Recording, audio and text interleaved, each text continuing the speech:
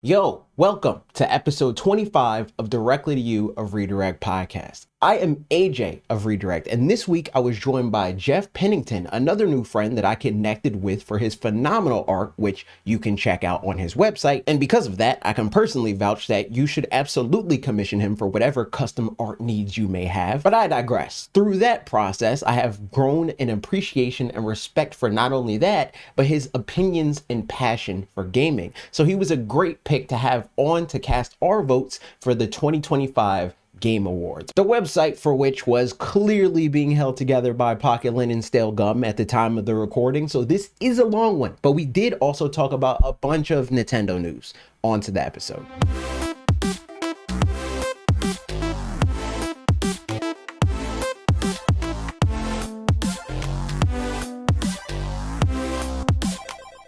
It's Game of the Year time. It's Game Awards. It's the Keylease, as gamers like to call it on the internet, the Keylease.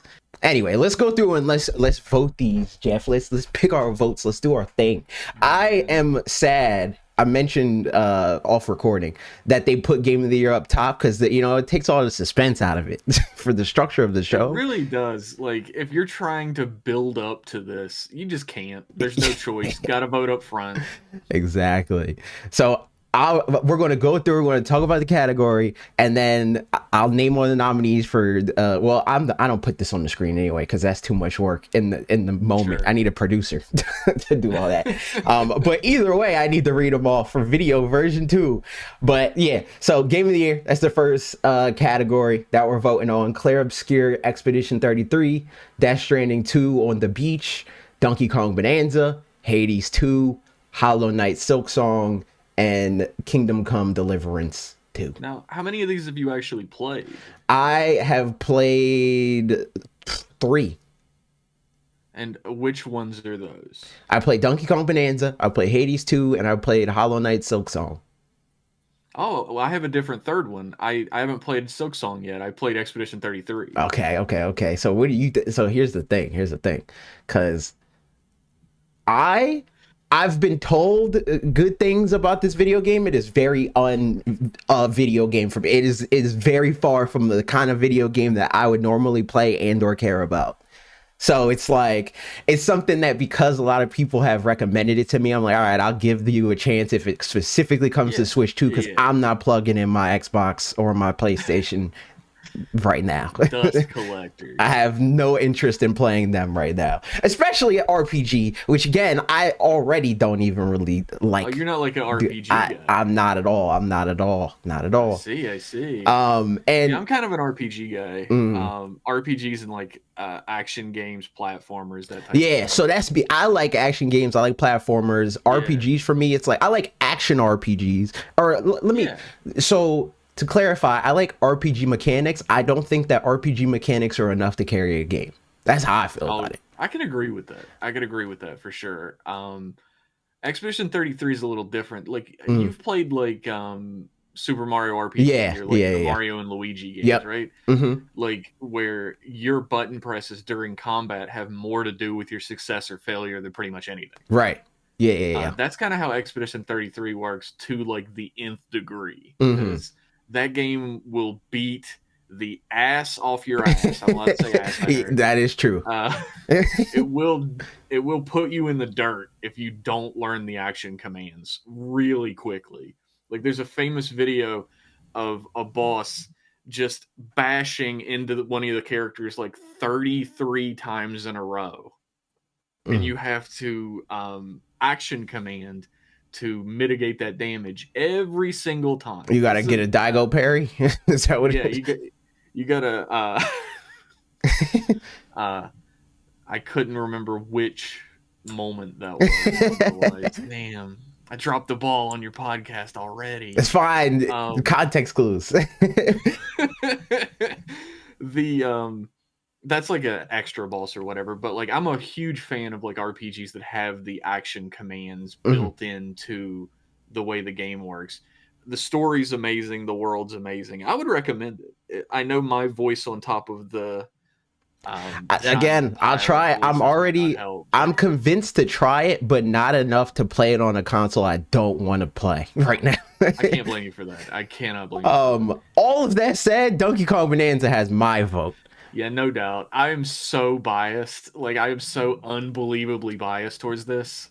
I'm biased in the sense that for me, like, so there's like a genre of video game that usually wins the Game Awards, and usually it's the video game that moves closest to like being a like Oscar bait, you know? Oh yeah, and no doubt. Which would, I guess, in this would be Death Stranding in a weird way. That. Also, I think the only reason why Death Stranding is here is because Geoff Keighley has a Kojima boner, but that's neither here nor there. Because never has a man wanted to kiss a coworker on the mouth so badly. I'd be surprised if they didn't at this point, but just not on camera. That's for them. I've never played. I haven't played Silksong yet. It's I played the crap out of Hollow Knight though. I played a little bit of Hollow Knight, and I didn't like how the what is his? He's not the Hollow Knight, but he's the Knight or whatever. He's the Knight. He's the Knight. I didn't like his movement, so I was like, I'm off this. I don't care. Oh, man. Yeah, but I do if you're not into the movement. Yeah, that's the whole game. I can't blame you at all. I do like Hornet's moveset, so I was like, I'm here. I'm down. I'm with it, and it's a fun game. I haven't played it yet. It's good. I would recommend it. But I do like Donkey Kong Bonanza. Oh, so I said all that to say, and I don't know if you saw that video or not, because I don't think this was one of the ones that you made the thumbnail for. But my like post actually playing Donkey Kong Bonanza video was basically talking about like how this game gamifies parts of games that are usually not fun, and fun matters a lot to me. Fun to me, and that's where I was going with the Oscar bait thing. It's like fun to me trumps all that. Like it's a pretty game. The story's good. I don't care about none of that. What I care about the most is how fun is the video game. Because as far as I'm concerned, like, and this will come up in another game that's nominated. As far as I'm concerned, I don't think a good video game story exists yet. I think there are video game stories that just and I don't want to deep dive in this because I talk about this all the time on this show. Hold your feet to the coals on this one. What do you I mean, you can, but I'm just saying, like, for the sake of the people that already listen to this show, they've heard this take, so they know where I'm coming from with it. But it's the way I'll explain it is like, so far the way that video games exist, video game stories exist, is the equivalent of the entirety of Star Wars being told in the opening crawl of Star Wars. The fact that the game is interactive, or the fact that the medium is interactive, means next to nothing to the story. Like, there's games, again, we'll get to it, there's games that like tease that a little bit and they mess with it a little bit, but in the way that like good film, you can't have that story be told if it's not on film. Similar situation for literature that doesn't exist in a game. Like in video games, I think that's what's missing from games that have like focus on the story anyways. Yes, do not take advantage exactly of the medium that they're in. Exactly. And that's my take on that. It's just like, I think that there are stories that just so happen to be like, you know, solid stories. They have characters that are good.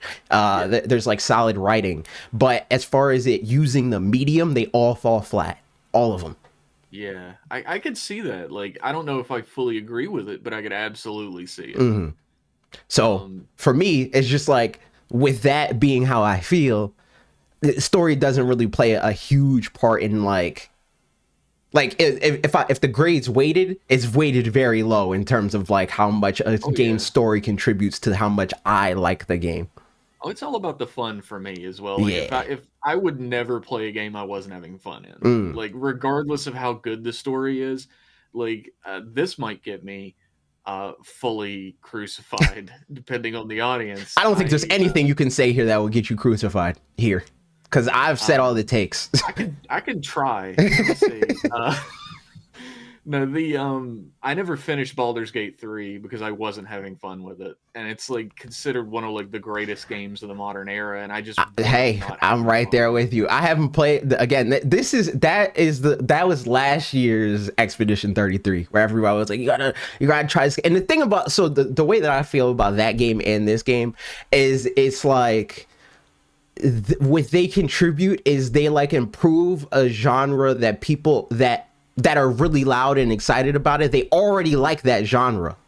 Whereas That's true. like a Breath of the Wild like reinvented it and it made an entire franchise like approachable to people that would have never touched a Zelda game before. Like it went from Ocarina of Time being the thing that everybody like, this is peaking the most successful game, to Breath of the Wild coming out and tripling that game. You know, Oh yeah. it's like the way that people talk about Baldur's Gate and now Expedition 33 is as if it's a Breath of the Wild moment. And from all that I can gather from the way people talk about it, it's not that. It doesn't reinvent anything. It just does a little bit. It does a couple things better than what games in the Sure. past of that genre have Yeah, done, I can see which that. is I will say this which is for valid. Expedition But 33, mhm, I had a great time. Very fun. nice. On top of like whatever else, like story's good, characters are good. I had a blast. Like I said, the like action mechanics in the turn-based battles um were done better than almost any other game I've ever played. It's still king of the heap Mario and Luigi RPGs. You're never gonna Hmm. beat that. But it's a fun game. I'm voting for Donkey Kong Game of the Year all years. I love Donkey Kong so much, and this is like the best Donkey Kong game that's ever been made. I agree. And for me, on top of that, there's like multiple things. I mean, again, I touched on it a little bit. I talk Yeah. about it more in depth in the video, but for me, it's like that game does so many things that I'm like, every game should do this. Like, not every like puzzle. I mean, not puzzle play. Every collectathon, not every Nintendo game. Like every game should learn from things that that game does, and that to me is like emblematic of a game of the year contender. Absolutely.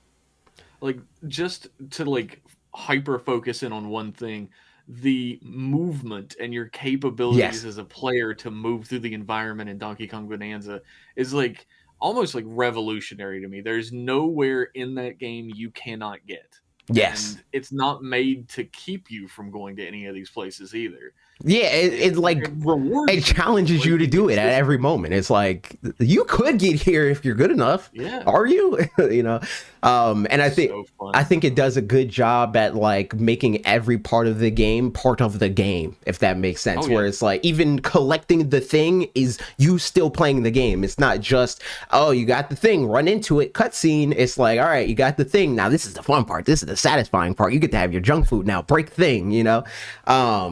I think That is true. that's a very strong part of the game too. It doesn't like segment the game by doing things that's like, okay, well, we don't have, again, to call back to the story critique. It makes even getting your objective part of the video game.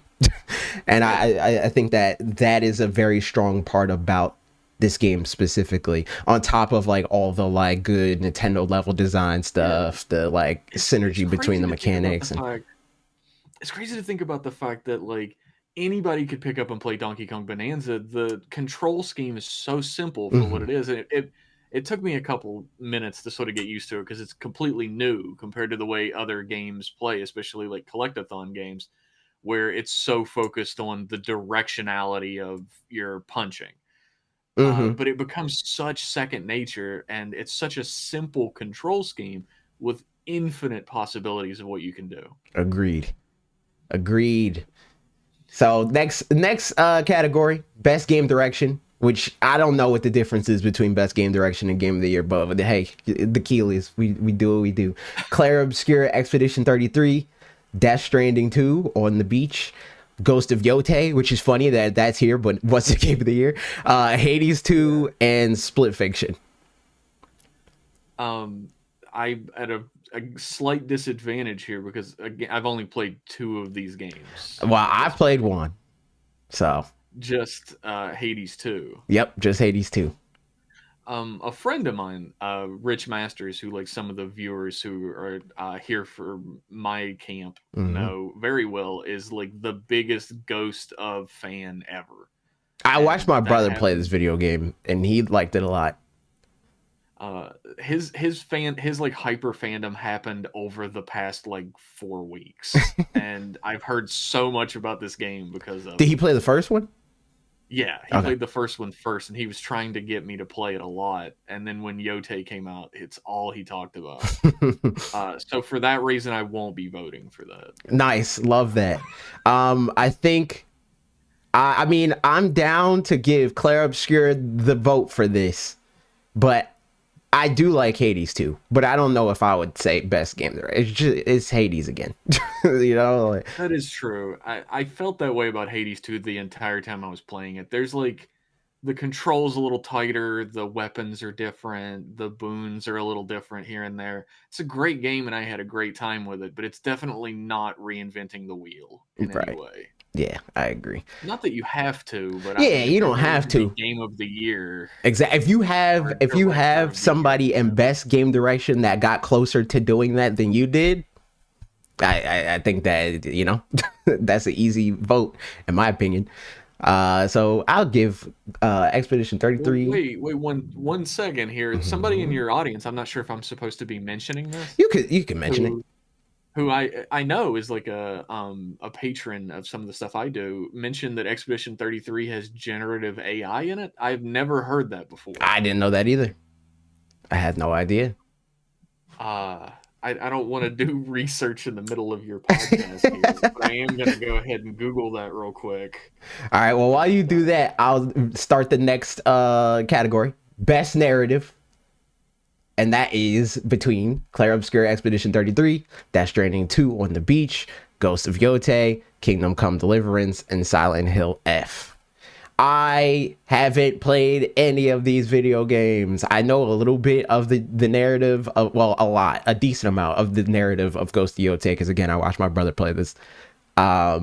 But outside of that, I just know that people like I hear word of how good the story of Clair Obscur is, and Death Stranding 2. I don't know if it's actually good or not. I just know that people glaze Kojima, and it's a Kojima game.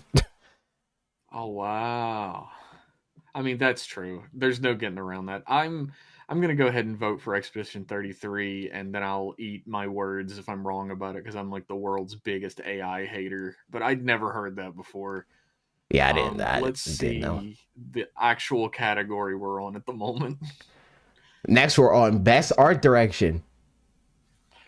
Oh wow, I'm so behind Well, Best now. Narrative My was the one we bad. just did. That was the one that like when you were doing the research. But Ah, now I it's Best see. Art Direction from there. All And right, the best art direction. And the nominees for that are Clair Obscur Expedition 33, Death Stranding 2, Ghost of Yote, Hades 2, and Hollow Knight Silksong, which I'm voting Hollow Knight. Oh yeah, like Hollow Knight being what it is, man. Like you can see the art direction ahead of time. It's so beautiful, man. Even looking at the cover art, like if I didn't play any of these games, I would pick this game. Next category. Man, I am so jealous of your gameawards.com capabilities right now because Oh, I cannot it's not get these cooperating votes to with you work right now. correctly. Best art direction. I'm gonna go with Silk Song as well. I'm a follower. I'm gonna follow. Wait, actually, my website is being stupid. Oh, 404. Uh-oh. You've reached the edge. What are we talking about? I hope You've they. gone too far with your voting. That's as far as you go. How dare you vote for anything but Expedition 33? All right, we're back. Best score in music. Hollow Knight. I'm not reading the whole things now. We're just talking. If I mention a game, it's Hollow Knight, it's Hades 2, it's Expedition 33, it's Ghost of Yote, it's Death Stranding 2. Yeah, there's going to be a sweep this time around, and I do think it's going to be Expedition 33. Yeah, same. Um, which people even beyond like I think it's a good game. There are people who are full on erect about this game, and they are going to vote it through. yeah, I think that a big thing that I don't like about this show specifically is like this show is used to get narratives off. It's not like it's not even really about like what fits the category the best. It's just like I like what this game says about the industry, and I hope that more people like the video game that I like. Like that's really what it is. It's like a popularity contest type, which I guess it's supposed to be. It's like, so I wouldn't even necessarily, which it is, but I think the thing for me that I'm like about the popularity contest thing is it's like a popularity contest in a very specific clique, you know, where like true. If we're talking about the masses, like actually everybody that played all of the video games in this entire year, the masses are not voting for Expedition 33 in most of these categories. But the types of people that watch the Game Awards and that pontificate on video games on the internet, they're the ones that are voting for Expedition 33. And I think that's a little different from it being like, you know, MTV Music Awards kind of popularity contest. It is very much the people who would care about who wins the Game Awards the most are the only people who are going to be voting. Exactly. And it's all about showcasing taste. Yes, it's like I don't know. I know that you like Pokemon, but I don't know if you've ever had this conversation or this dilemma. I am friends with a decent amount of PokeTubers, and in their audience, it's like a badge of honor to like a Pokemon that's not popular. Like my favorite Pokemon is Charizard, and I don't care. Because to me, I don't think you should. I don't think you should care. To like, me, having a favorite, to me, the way I look at it, it's a very like juvenile thing. Like me as an adult, I don't just look at a thing like that's my favorite thing. But I was 4 when I played Pokemon for the first time, so that's like, you know, that was like prime picking favorites time. You know what I mean? For them, it's like, well, my favorite Pokemon is freaking Yamask, and nobody likes that Pokemon, so I'm cool. I think that it's similar, I've always liked the idea that like every Pokemon is somebody's favorite as well, though. I hope Jinx is nobody's favorite sort of Pokemon. On the edge about it. I hope Jinx is nobody's favorite Pokemon. Oh God. Yeah, yeah. They made Jinx blue. It's okay now, right? It's not. I mean, by default, I think I got. I mean, Hades 2's score is okay. But I think by default I gotta pick Hollow Knight because I think Hollow Knight stands out more for me. I'm up my own butt about video games, so I'm gonna go ahead and pick Expedition 3. It has this sort of like trance techno kind of soundtrack that's super unfitting for the world that it's created, but it's so good, so I'm gonna vote for it. That's fair. I hope that this website doesn't give me a 404 again. Yeah, I was so glad that we talked during that entire time because I had 2 404s in a row. Oh no. Did it let you get to the next category?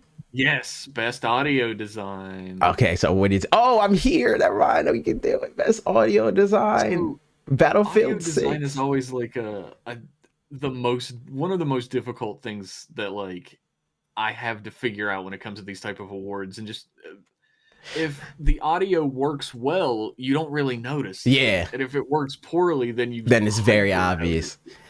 I usually by default, if I like in this scenario right now where I'm at, where I haven't played any of the video games, I just default to the horror game because like I actually have played a little bit of Silent Hill F, and it does have some crazy good sound design.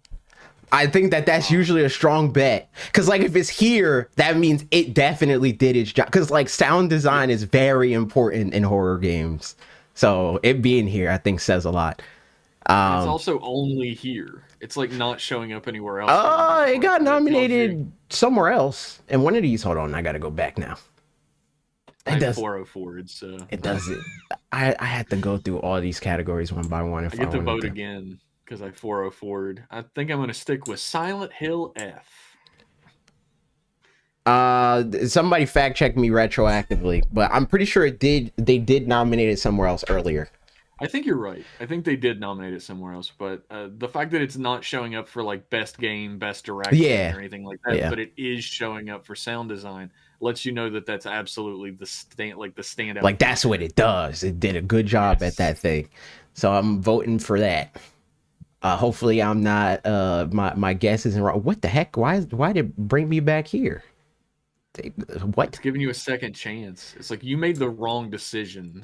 It took me Change back it. to game direction. That's like the It's really shuffling you around, second isn't it? category. What are we doing here? View all categories. Okay, there we go. Wait, actually, they lied to me. What? Why does it? What's happening? Uh-oh. View all categories again. Take me to best performance, please. That's crazy. It is funny that best performance is just a bunch of headshots. Isn't that the actor one? Yes. Why? What's wrong with this website, man? What's That's going a on? really good question. Come on, man. They coated this with gum and band-aids. Surely. Oh my God, please let me vote So on go your back and show. pick Death Stranding 2. Pick Death Stranding right now. It just refuses to let me do anything but best game direction. Hold on, I'm going all the way back to the home page of the website. And hopefully I don't regret my decision. I'm logged If in, you so it should keep on my votes. if you go long enough without voting anything for Death Stranding 2, like a little cartoon crying Kojima pops up in the corner. It keeps getting bigger the longer you go. They're just going I to don't keep know me who out, and voted they're like, that. well, you didn't finish voting, so we just assumed every other vote was Death Stranding too. It is weird that Death Stranding 2 won for best indie game, but nobody could get their vote. I mean, So, he's kind of indie, I guess, kind of a little bit. I mean, you could make that argument. It would be wrong, but I mean, Yes. they put freaking what Dave the Diver in best indie game, and that's not an indie. It just has the indie Yeah, aesthetic. what counts as an indie game A at this game that point, gives you them know? a vibe of indies. They're like, yo, this feels like indie to me. So Did you play Blue Palace? I did Blue Palace, Blue Prince, Blue Blue Prince. Prince, sorry. No. This is a game that I know about though. This is another one of those games. I'm surprised that it's not up for game of the year because it was the Expedition 33 before Expedition 33. Where all my like gaming pundit friends were like, this game is art and everybody needs to play this game and it says so much about the industry and I don't know if it says anything about the industry, to be real with you. It's like an investigator game, which like I like. I like detective games and stuff. Like I like detective novels and all that stuff. I'm a big fan of like hard boiled like private eye crap. Um they let me in the and best it's the performance. it's Continue. oh it's and it's just a game where you walk around the house and you figure out how to get into different rooms and find secrets to get into more different rooms. I don't think it really says anything about the industry unless the idea is that it's hard to get into it. I don't know. Great game though. I had a great time with it. I feel it. I feel it. The best performance is Ben Starr for Expedition 33, Charlie Cox for Expedition 33, Mhm. Erica Ishii for Ghost of Yota Ishii. Ishii, for Ghost of So, Yote, Jennifer English for Claire Obscure Expedition 33, right. Kanatsu Kato for Silent Hill F, and Troy Baker for Indiana Jones and the The Great old Circle. They stand had to get him in Troy here. They Baker. had to get him in here for sure. He does a good impression. I will say that. Like I could have been tricked if they hadn't have said by Troy Baker is doing this. I could have been tricked. You got So any I'm strong leaning opinions towards here? voting for him to be real. I didn't play this game yet. I was going to play it on Nintendo Switch too. Cause I don't know. I'm even kind of iffy on if I even want to play it at all, because of The main reason why I didn't play it initially was because Xbox is on the BDS list, and I was like, well, forget that. Oh yeah, absolutely. But I don't know how that works with I machine almost said I games. almost said the F word on your podcast. F Yeah, word Xbox. Come on, man. yeah, that's what I'm saying. So, all that said, I got no strong opinion for this. Does anybody stand out to you? Um, you know what? Like, is it fair to vote for someone because you enjoy their other work outside of the thing that I you're think voting that's fair. for? Because Erika Ishii is in like a lot of like funny online content that I like a lot of dropout stuff and a lot of like D&D Does she stuff. play? She's very fun. She's the main character in Ghost of Yote. Yes, I could vote for that. I'm down. Next category, please take me. please. I beg. Okay, we need to do Yay. a prayer circle or something. Innovation and accessibility. Oh, he made it. I did. Nominated. I don't know why they don't specify what the game did that they're being nominated for. Oh wait, hold on. Learn about the nominees. Does this tell me what they do? Am I going to regret clicking on this? Is this going to crash the website and make me hate everything? You want to learn? Oh, it's just not pulling up anything. Okay, all right. GG's then, I guess. The nominees Please.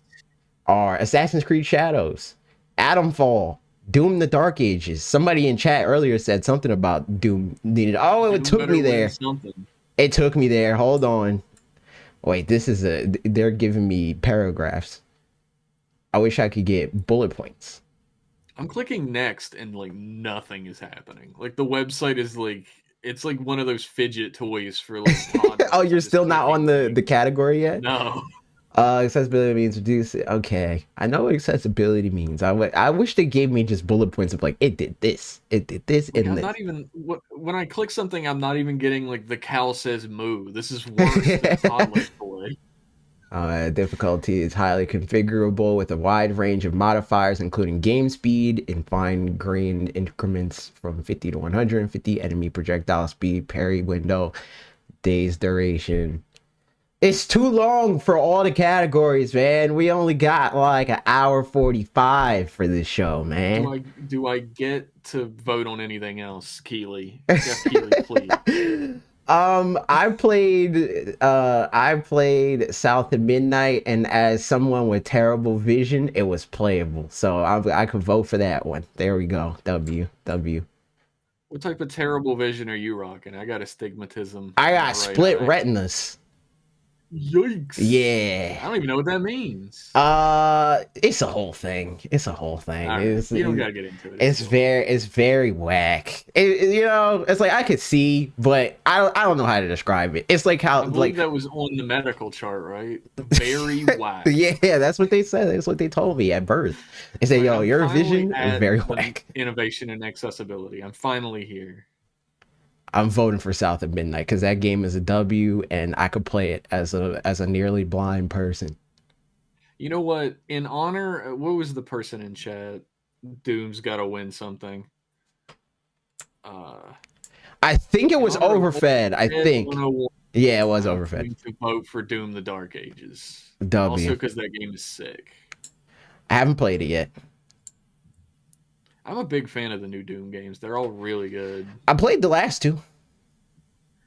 I'm on Games for Impact. Did you make it? I absolutely did not make it.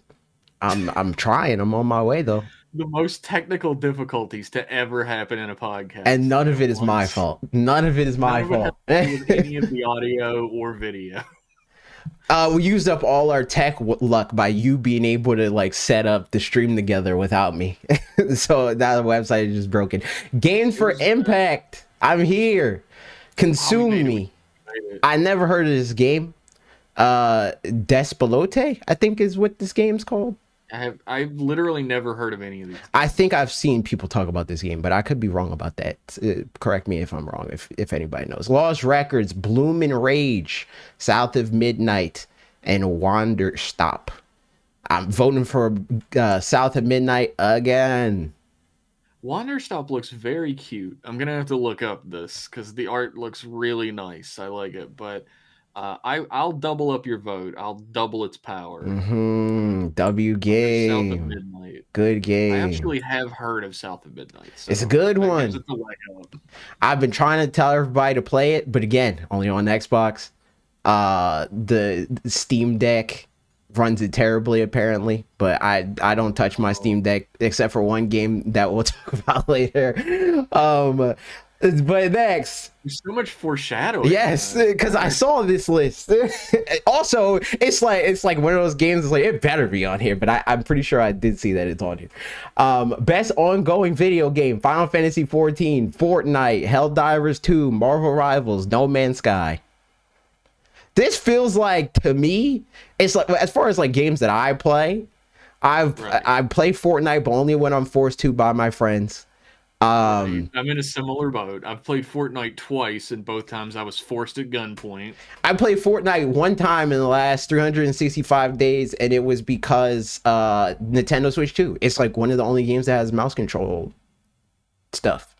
And it's 120 frames per second. So it was, or actually, no, it's not. This game, no, I mixed that up. It's the Nintendo Switch. Impressive. The Nintendo Switch Welcome Towards the game that's 120 frames per second and also has mouse mode. This has mouse mode, but it's a game that like the whole game you could play in mouse mode. But you know, that was like why I played that, to be like, all right, this is the game that lets me like stress test mouse mode, and it works. It was fine, but I don't really care about Fortnite. It would be so good if you could put reasons for why you voted in, and it was like good for testing mouse. Yeah, I need that. All that said, speaking of mouse mode and Nintendo Switch 2, I'm voting for Marvel Rivals, which the only reason why I don't play this regularly is because, again, I have hung up my PlayStation and my Xbox. Put it on Switch 2, let me do mouse mode. I think I've played Final Fantasy 14 a little bit in the past, and I'm just, if there was ever a comeback story in video games that will just blow your mind, Final Fantasy 14 launched, everyone hated it, said it was a garbage game, had terrible content, it was like a Skinner box of a video game. They took it down, relaunched it, and it's the most popular like MMO in the world at this point. That's what that category kind of is.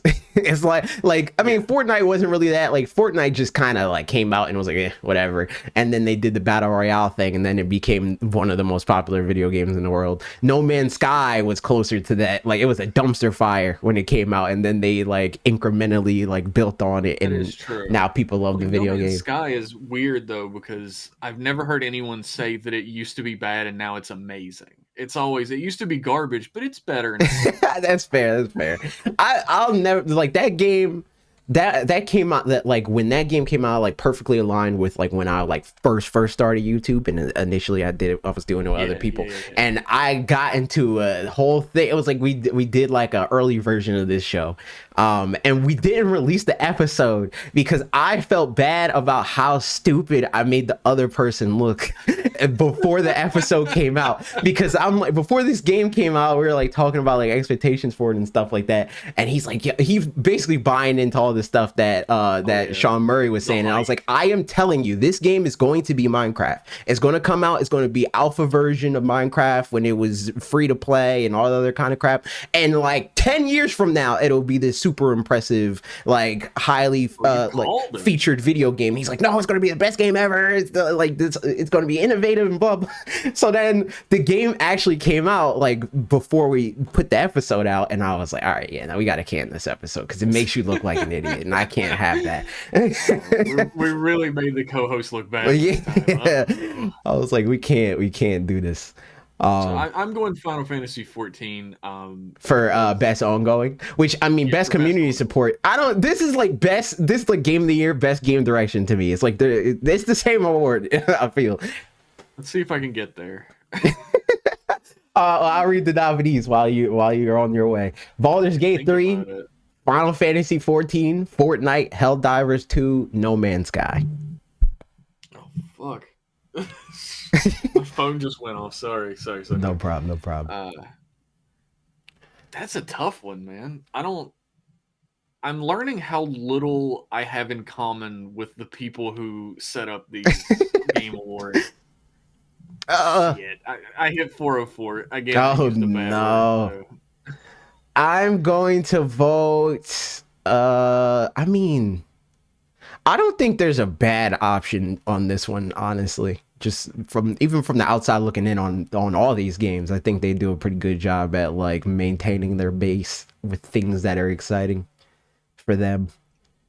But I mean,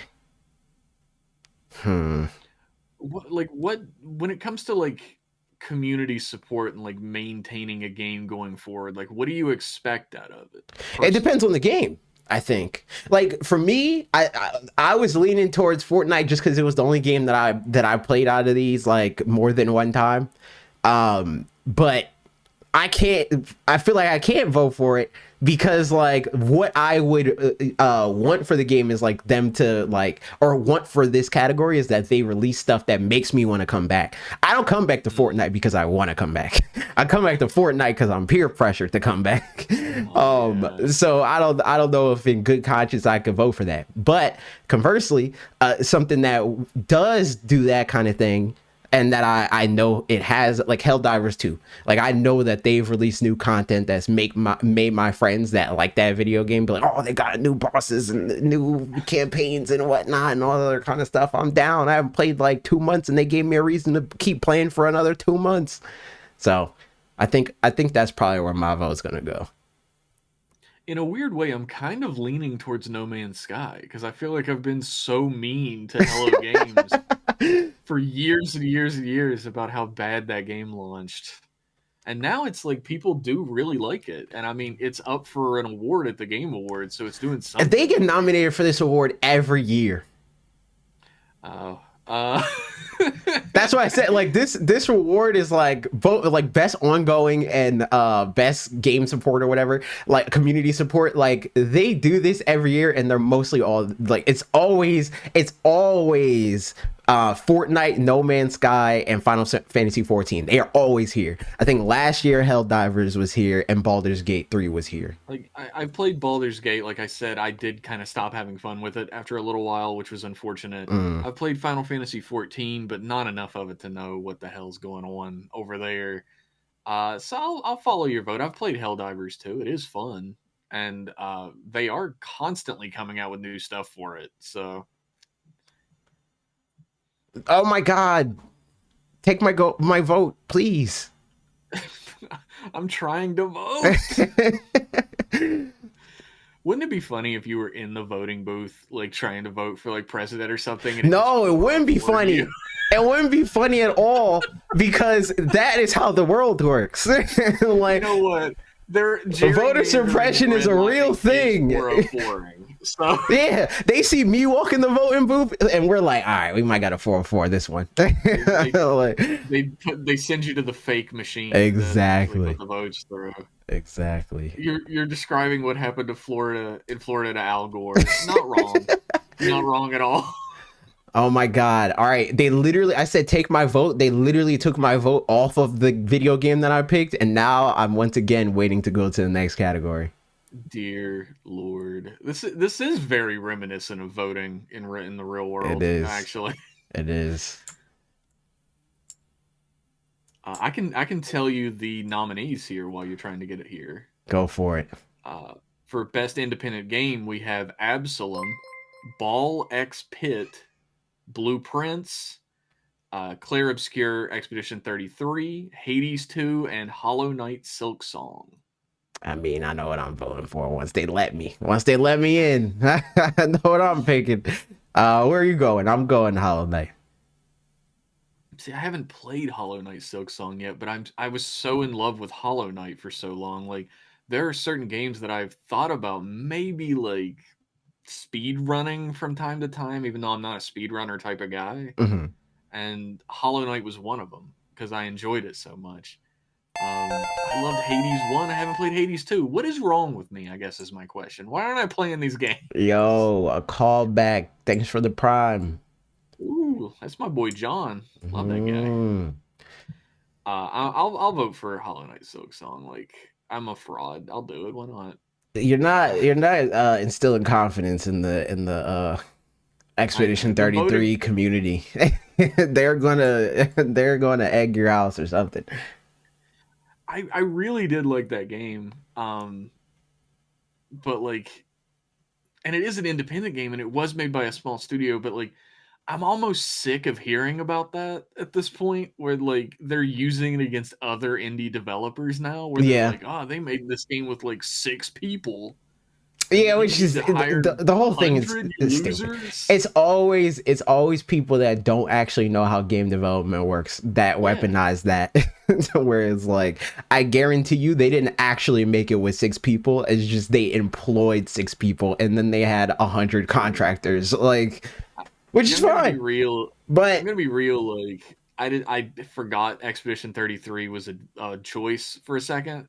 Also, like my confidence in that game is kind of shaken since I was told about the 15 minutes oh, ago that okay, it yeah. may use Mm-hmm. AI. That's fair. Um, I think actually I'm gonna go with Blueprints. What am I talking about? I really did love that game. How many people worked on that game? Oh no, I got 404. 6? More than 6, then it's garbage. Is Game Awards an indie company? What's going on? How many people work on the Game Awards? 1. Yeah, Geoff how many Keighley. people coded this website? What's going on? Geoff Keighley coded it Himself, yes. in Dreamweaver. He built this on Squarespace, and it's a Squarespace sponsor for sure. Here's the weird thing. It won't let me choose to go to the next one sometimes for like 5 minutes. And then sometimes it just automatically sends me without my choice. It's supposed to let you click to the next one when you vote. Like, it takes you to that little pop-up, and then the next thing that you're supposed to do is click next nomination, and it never works. It just takes me back to the one I already did. Yeah. This website. I swear I wanted to talk about other stuff, but I don't know if this show is gonna We'll get there allow it. eventually. It took me all the 5 way minutes back of to the Kirby. beginning. Okay, we might not get there actually. Oh folks. I my don't know. god. Bro. Also, it took away my best community support vote somehow. Oh my god. What is You're being happening? punished for not going with Death Stranding. Yeah, man. for sure. Definitely. Kojima certainly has my wires tapped. It's because I be talking about auteurs and he hates that. Geoff Keighley is pulling levers on the other side of this website, and every time you don't pick Death Stranding 2, he sends you back to hell. What did I say about the best community game? Because they took it away. The Helldivers? I think I said Helldivers. Yeah, you said Helldivers. Hopefully these count as votes. Yeah, all I can hopefully. really say. All right, we got the spinning wheel of death. All right, I'm back to best independent game. I am picking Hollow Knight. Yes, vote. Please vote. I'm begging you, website. This is getting a little too reminiscent of real life voting, if you're asking me. Okay, next category. It's letting me vote all the time now, is all I'm saying. Oh, Something's wrong here. here it is. All right, blueprints of this is best debut indie game, which I take issue with. But anyway, blueprints. Ooh, let's get some issues up in here. It's besides the issue of trying to vote on this website. So my specific issue is I think the game that I'm voting for here should have been on best indie game as well. But that's the whole of it. It's just what like, are you voting for? What are you voting for? I want to read the nominees first. Best damn. debut I'm stepping indie on so game many toes. is Blueprints, Claire Obscure, Despelote, I think is what it's called, Dispatch, and Megabonk. I am voting for Dispatch. I alluded to this game multiple times where we talked about the story thing, which I maintain even with this game is not a like perfect example of what storytelling in video games should be.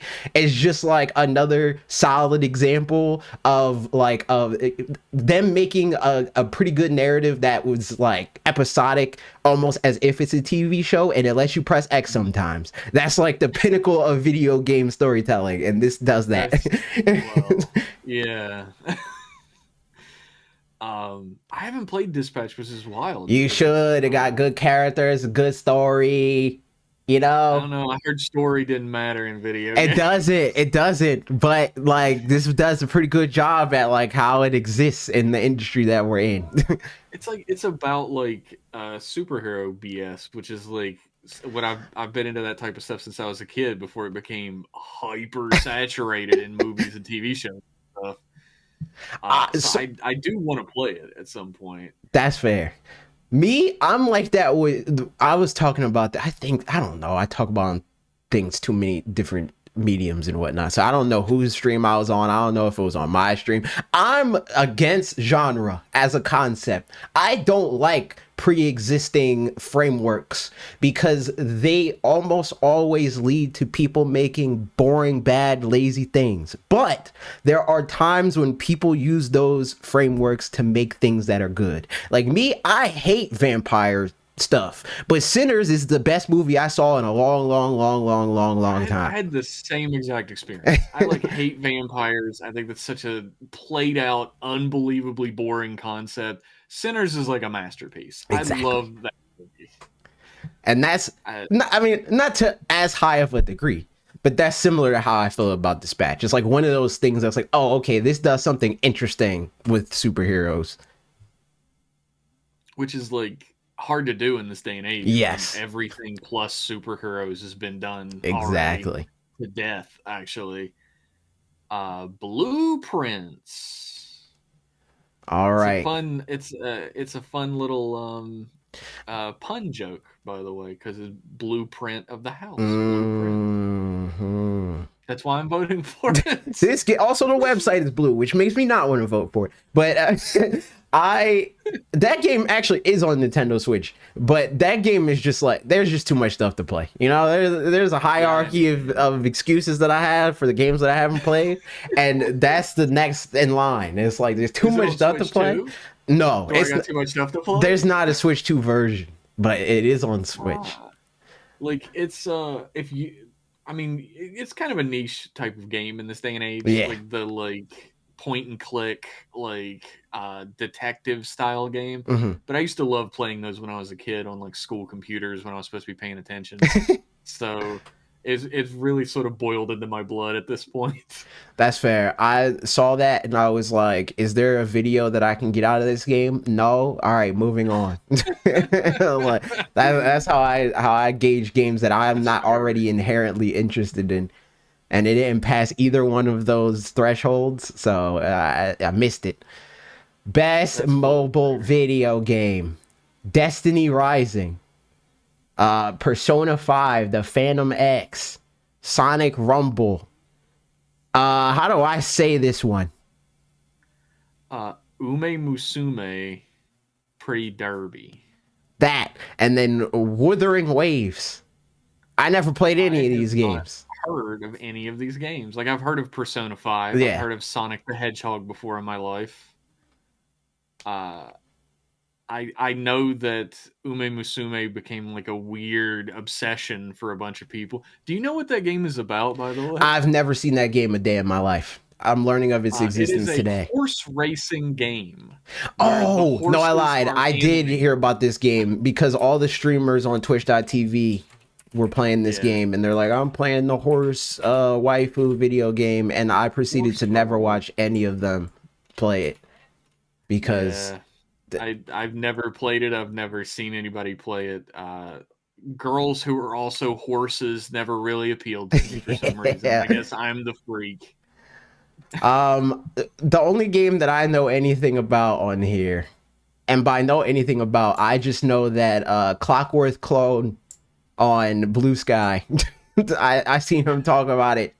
Is Persona 5 the Phantom X. So in honor of him, I'll vote for this game. Hopefully I'm not misremembering and he doesn't bring it up because he hates it. I was complaining about it. Why Yeah. did you vote for it? He'll let us know in the comment section, I'm sure. You know what? I will also vote for this because I really do like Persona, and I don't get to play it as much as I like to. I, as a child, was a big Sonic fan, but as somebody who grew up playing Sonic games, I know that those games are inconsistent and more often than not, they are bad. So I can't vote Yeah. for that in good faith because I haven't played it. So I don't know if it's one of the good examples of a Sonic game. You know, that's wild that we have such a similar history with Sonic. Like, I was sort of obsessed with Sonic as a kid, right? Hmm. And then after game after game after game being mediocre to bad, I just lost all interest in it. Like, Yeah, couldn't that's where could I'm at. not I be a had all Sonic the I fan. had the Sonic comforters and Mhm. Sonic action figures and Sonic plush and all that kind of crap. And then it's like, all right, you guys made too many bad video games. I can't, I can't do this. I was like, I did an article recently for a website about my obsession when I was a kid about Sonic the comic, like the Archie comic, Yeah. Sonic the Hedgehog. And the first time I ever learned that something you like can be absolute garbage and everyone around you knows it's bad. You know what? Sonic is probably responsible for my output as a content creator because that's like half of what I do. Is being like, yo, that thing that we like, it's actually terrible and it could be good, and this is how we get it there. I'm like, It's true. this is a category that I have no interest in at all, none. But it's Me neither. best VR slash AR. I saw one of these games literally today. I saw the review for one of these games. Alien Rogue Incursion, Arcan Age, Ghost Town, Marvel's Deadpool VR, which is the one I saw the review for, and the Midnight Walk. I don't care. Can I skip? Does anybody have an I'm in a opinion that I similar should boat. adopt and vote in favor of you for? Have you tried VR out? I have. I actually I went to, I don't know if we had this conversation. I don't know if you know this about me, but I went to Full Sail University for I media think we talked about this communications. before, like a little. It might have came up, but Yeah. in like the earliest days of like when they're trying to get VR off the ground, they had like a whole VR like studio because you know it's like a game development school. Like that's like a lot Yeah. of what it's known for is like music and video games.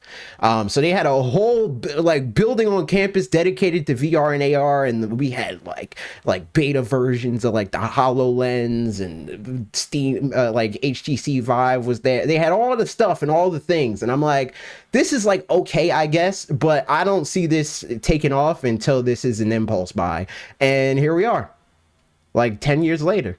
And that's where we're at. It's like it needs to be an impulse buy, and for it to be an impulse buy, I mean it needs to be good. Like there's like the Meta Quest or whatever, and you can get that for like what, $300 or whatever, Yeah. and it's like okay, but I mean like you need to be able to walk into a store. It needs to be sub $200, and for that sub $200, it needs to be like buying a Nintendo Switch for $200. You know what I mean? Like you're getting like a phenomenal experience for that. It needs to be like people playing Mario 64 for the first time, and right It now it's not feels that.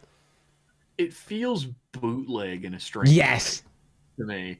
Because like none of the games that are coming out for any other system ever come out for VR. And if they do, it's some strange edition. It's like the Wii in a way, right? Yes. Where it's like it's been Wiified, it's been VRified, and like most of the things that make the game fun have been taken out of it in favor of the VR essence of it. Right. And most of what makes VR interesting is being made by like fans of it out of like other games and stuff. The actual games that are coming out for VR are like Man. I didn't know this existed, which is what this category is. Yeah. Uh. I mean, I don't know. Deadpool's cool, I guess. I'll vote Deadpool. I'm gonna go with Alien because the Alien games tend to be pretty good. Best action game: Battlefield 6, Doom: The Dark Ages, Hades 2, Ninja Gaiden 4, Shinobi Art of Vengeance. I have beef with Shinobi Art of Vengeance for a completely unfair reason. Really? I didn't play the video game. I was watching the Nintendo Direct where they announced that this game had a demo, and they were like, it's going to be available now. And then after the Direct ended, I was going to play it on stream, and it was not available now. So it's like, I am never playing this video game. So, you know what? I inherit the beef. I'm not voting for it still. See, I was kind of caught between Doom: The Dark Ages and Shinobi: Art of Vengeance. Knowing that Shinobi did you so How wrong, dare they? it does make me pause a little bit. I'm saying, man, it betrayed me truly. I gotta vote Hades 2. It's the only one that I played in. Like one day I'll play Doom, I'm sure. But I'm going Doom: The Dark Ages.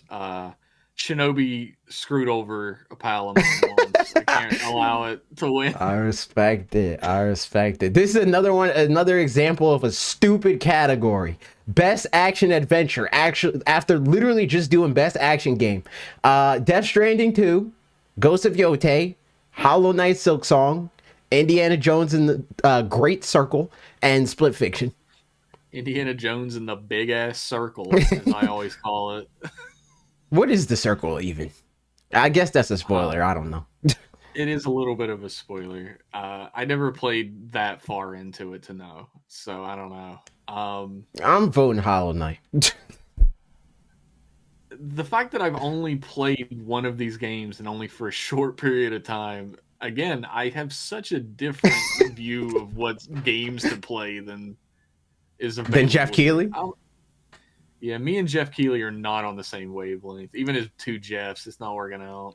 I mean, that you know what, that checks out because he's the bad kind of Geoff.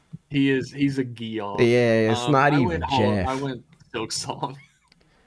Can they let me go to the next page, please? I'm begging you. We're still struggling. We're still struggling. All I want is to vote. Please. We got best RPG up next. Oh, my favorite. Please. It's gonna be a tough one for you. What is the category? I mean, what's the nominees? Avowed, Expedition 33, Kingdom Come Deliverance 2, Monster Hunter Wilds, Ooh. and The Outer Worlds 2. I'm voting for Monster Hunter once I can get there. I'm on shaky ground with Expedition 33. I feel like after this podcast comes out, there's going to be people hitting me up on Blue Sky constantly. You screwed up. Here's the links. Here's the AI. But you didn't vote. I'm still voting for it. Oh, no. I'm with y'all. I would never vote for Expedition 33. Totally for no other reason than that. Smart. Please let me go to the next category. We'll get there eventually. They're like, we don't want your thoughts on best RPG. Get out of here. If Expedition 33 turns out to have been made with AI, I will go down to Geoff Keighley's house personally and make him take my votes away, okay? You could change your vote. So you could do that. You could do that at Google after the show and literally change all of them. Man. And you know what? You'll even be able to change your vote before this goes live to everybody else that's not currently watching it on Twitch. And we can correct the record in the description. Wouldn't it be a really weird thing to do, though? Like, do all these votes and then immediately change them all? No. No, it would not. The show doesn't happen until December. People would be like, Geoff, you voted for this. Actually, I changed it about 5 minutes after we stopped recording. Yeah, as you should. You were presented with new information and you changed your mind based on that information. That's W. It's rare trait. Need that. I'm voting for Monster Hunter Wilds, and it's not close. Man, Monster Hunter is so fun. It is. But you know what? That game, which is not the game's fault, but that I have that on Xbox. Capcom sent me the video game, full disclosure. They sent me the video game on Xbox. I'm a Capcom. I mean, you know what? I already disclosed it. It's on my shirt. I am a Capcom creator. And they sent me the video game, but they sent it to me on Xbox, and I'm not playing my Xbox. And also, I need Xbox Game Pass subscription to be able to play the video game.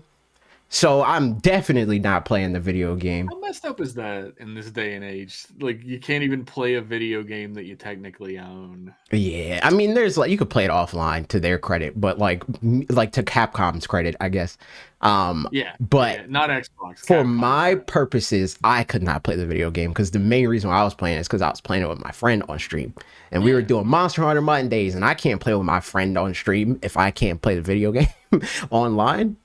Bummer. Monster Hunter Monday sounds awesome. It was cool, but Nintendo Switch 2, port it over. After you're done with Resident Evil, go for it. Have you made it to the category yet? I have best fighting game. I have vested interest in this, even though a lot of these games I don't even care about. This year, not that great of a year. But 2XKO, which I keep saying in videos, 2KXO. And I'll never change it. Yeah, I keep saying 2KXO in my videos. 2KXO sounds better. It rolls off the tongue. Yeah, it does. 2XKO. Yeah, it's bad. Capcom Fighting Collection 2. Fatal Fury City of the Wolves, which is like the Fortnite of video of fighting games. Mortal Kombat Legacy Collection. We talked about this. A little bit. Virtua Fighter 2 Revo World Stage. I'm voting 2XKO. Even though I do like Capcom Fighting Collection because I like Power Stone. I'm thinking Capcom Fighting Collection. I do want to get on record. I am so disappointed about what's come out of City of the Wolves so far, man. I'm such a Garou guy.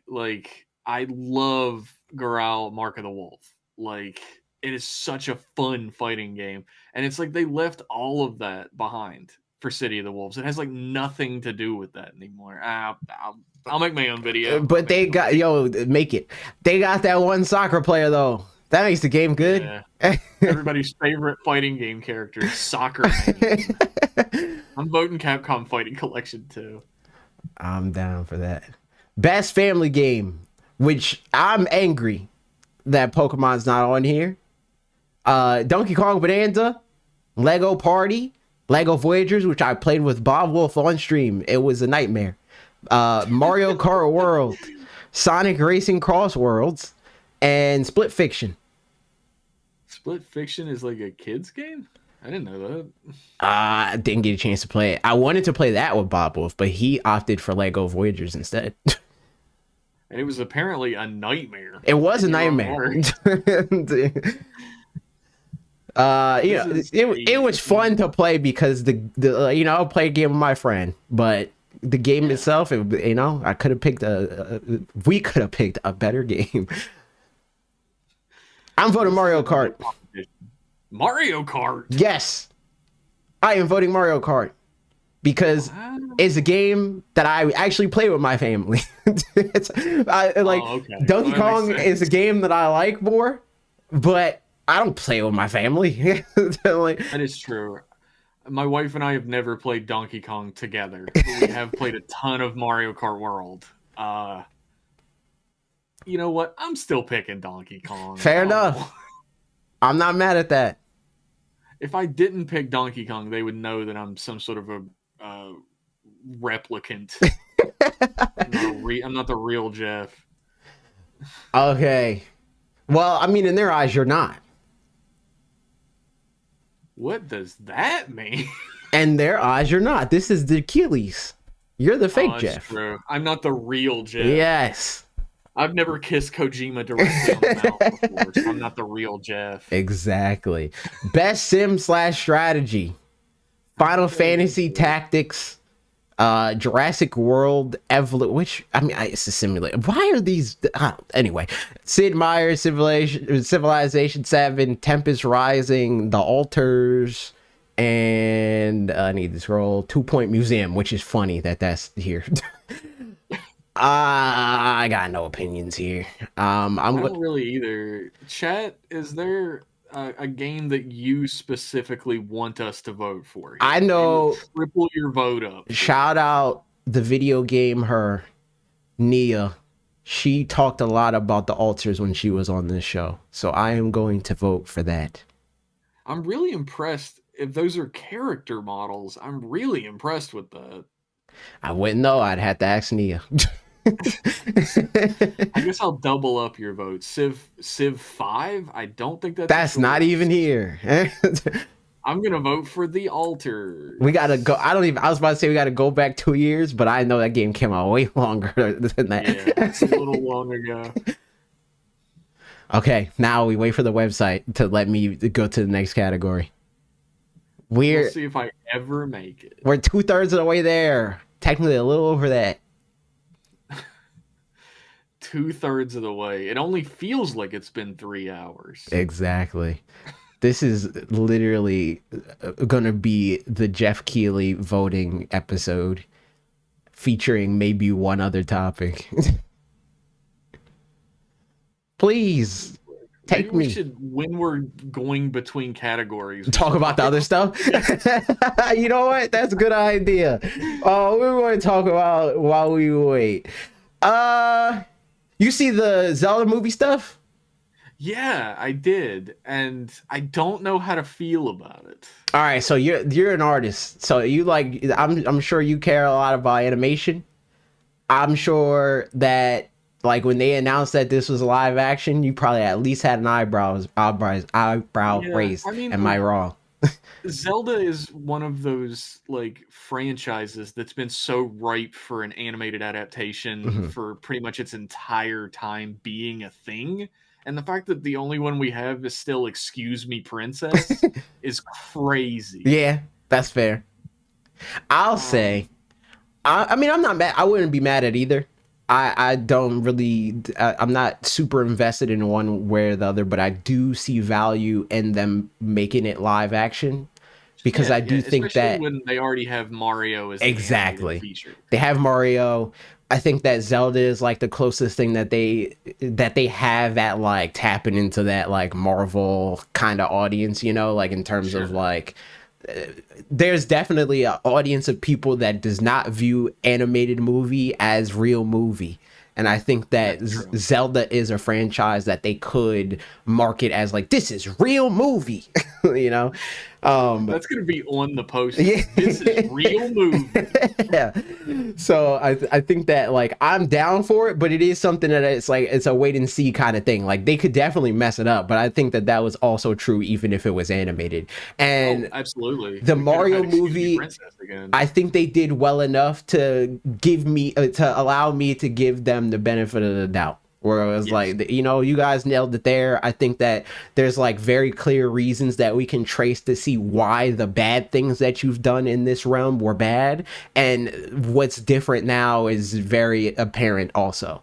Like back in those days, it was just like, yeah, put our thing in other things so people, you know, more brand recognition or whatever. As long as we could sell copies of the games, who gives a crap what the Exactly. show is like? And now they're like, no, we want our brand to be valuable in every aspect of the word. It's like we want it to be like a heavy hitter in film and animation and in video games and you know. So I think that The photographs are they're like they give me like a good feeling about yeah, it. Like I agree. the they're very much there's sort of an understanding that like a lot of Zelda fans have, but maybe like some of the developers don't from time to time, that the world around you plays as just as big of a role as what makes Zelda Zelda as does the characters and the tropes and the magical part of it. The setting is just as important, and it's nice that the photographs are at least. I Given don't that know how the vibe. movie will be. The photographs are understanding that the world is just as important as the characters. And I don't know if I'm Um, speaking too soon on this, but I personally am happy that at least right now we don't got that goofy eye hat. I think there's a oh, you're lot not a of big fan of the head sock. no. I think that there's a lot of things in video games where it's like we grew up with it, and nerds are like, this, I grew up with this and I grew an attachment to it and therefore it's good. But it's like, no, like I saw somebody being like, that wouldn't translate as well in the movie. I'm like, no, it was whack in the video game too. It's corny in the game as well. But people like camp and like campy things, not camp. Yes. The funny thing about the head sock is that it is probably the most historically accurate thing about those games. That's what peasants wore back then. If it's not in the movie, I'll be like, well, that's a strange choice, but it's not going to break the movie for me. Keep it out. It looks goofy. He's a goofy kid, this Link. He is a goofy kid.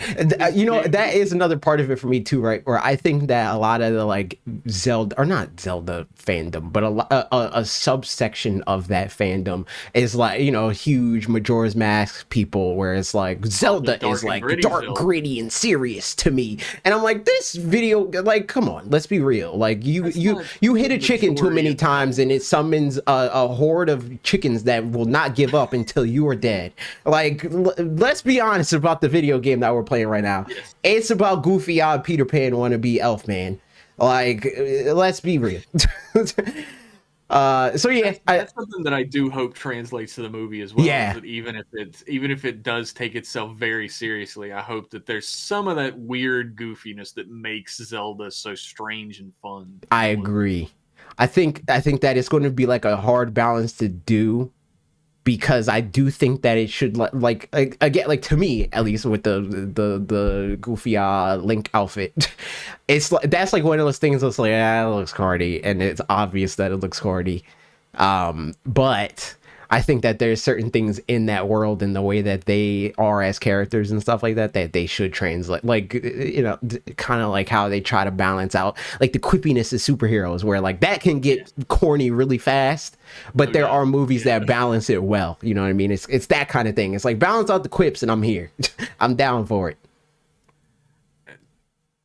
Other than that, now that I'm thinking about the head sock, Link's famous head sock, as it's called, the way that they've like mitigated that it's being weird and silly and corny looking is making it longer and longer and longer. Like, how is that gonna happen? I don't know. I don't understand it. I don't get it.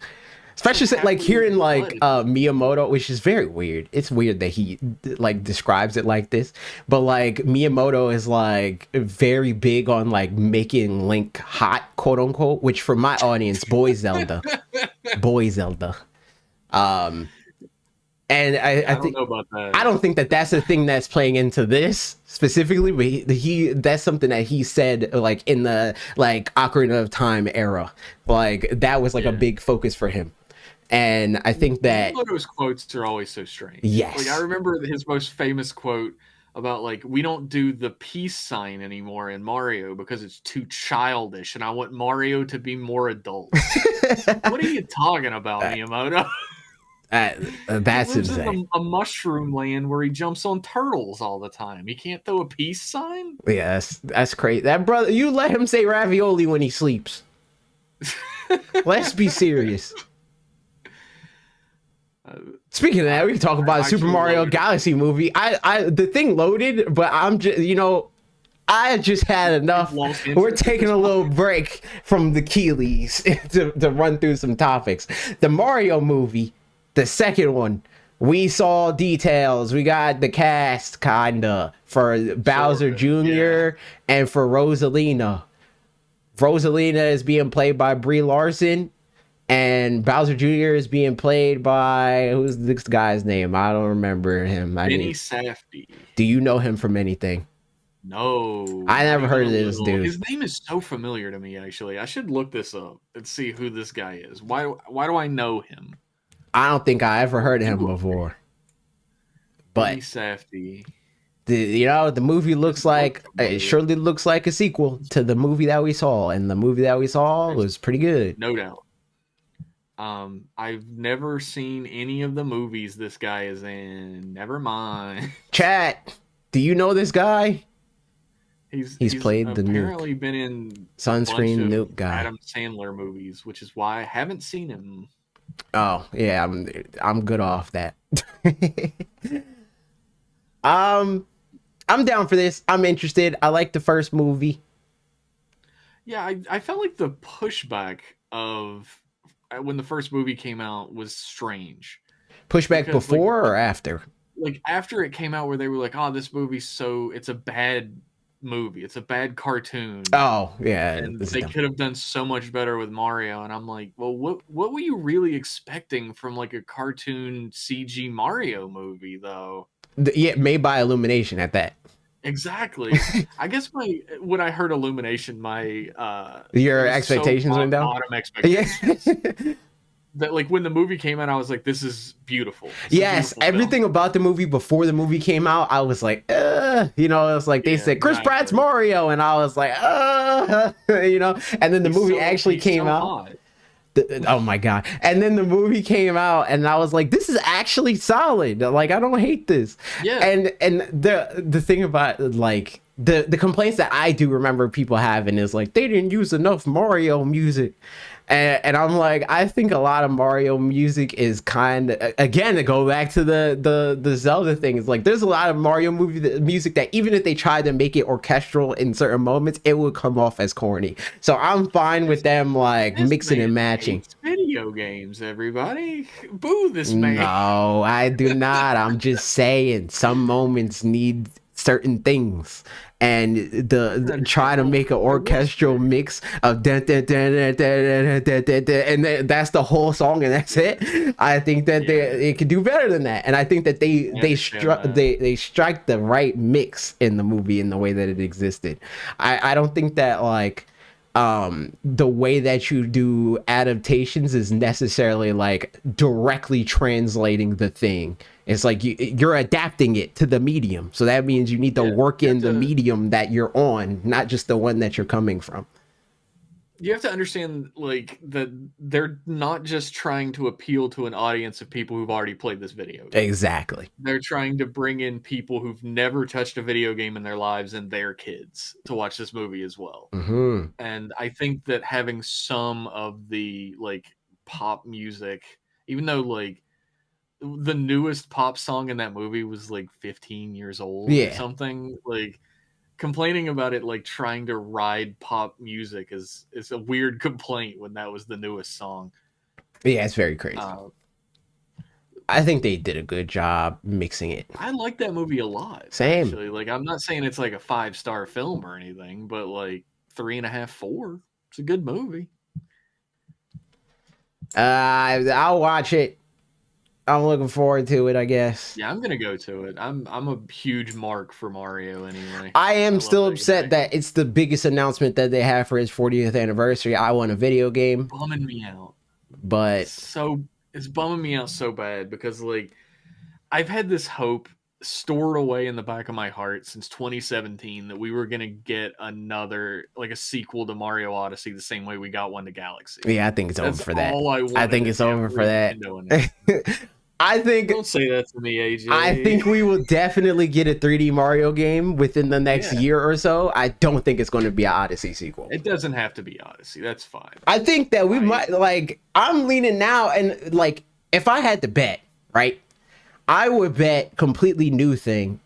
Then I would bet Galaxy sequel. Funnily enough. Oh yeah. And then Odyssey sequel. Exactly. That's where I'm leaning. Smart thing to do now. Yeah, like the movie coming out is announced that there's going to be a Mario Galaxy 3 afterwards. Yeah, I don't think that they feel the need to do that with how the last one turned out, where they saw a huge jump in every Mario video game sale, regardless if it was new or not. And then they said, oh yeah, also we do have a new game. Here's this too. You can play that, I guess.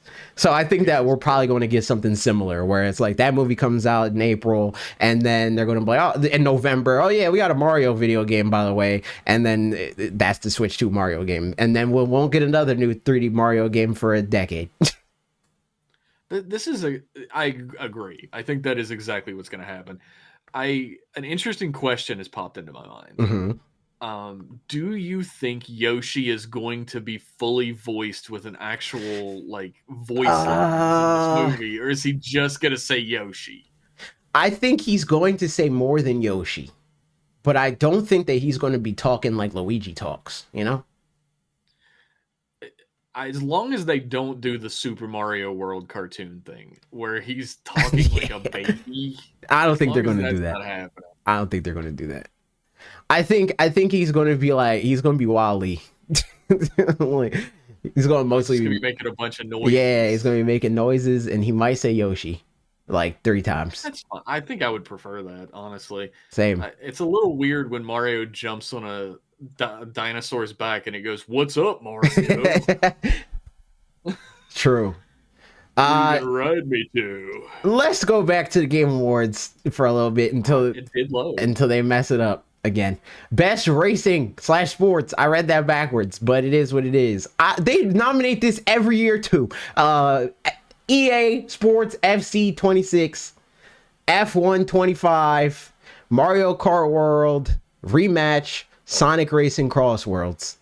They're trying to make this game happen so bad. Which one? The Mario Racing. I mean, Sonic Racing. Sonic Racing. Yeah. You would be shocked the amount of posts I see of people being like, Mario Kart World is dead. No, I'm not shocked at all. That's what I mean.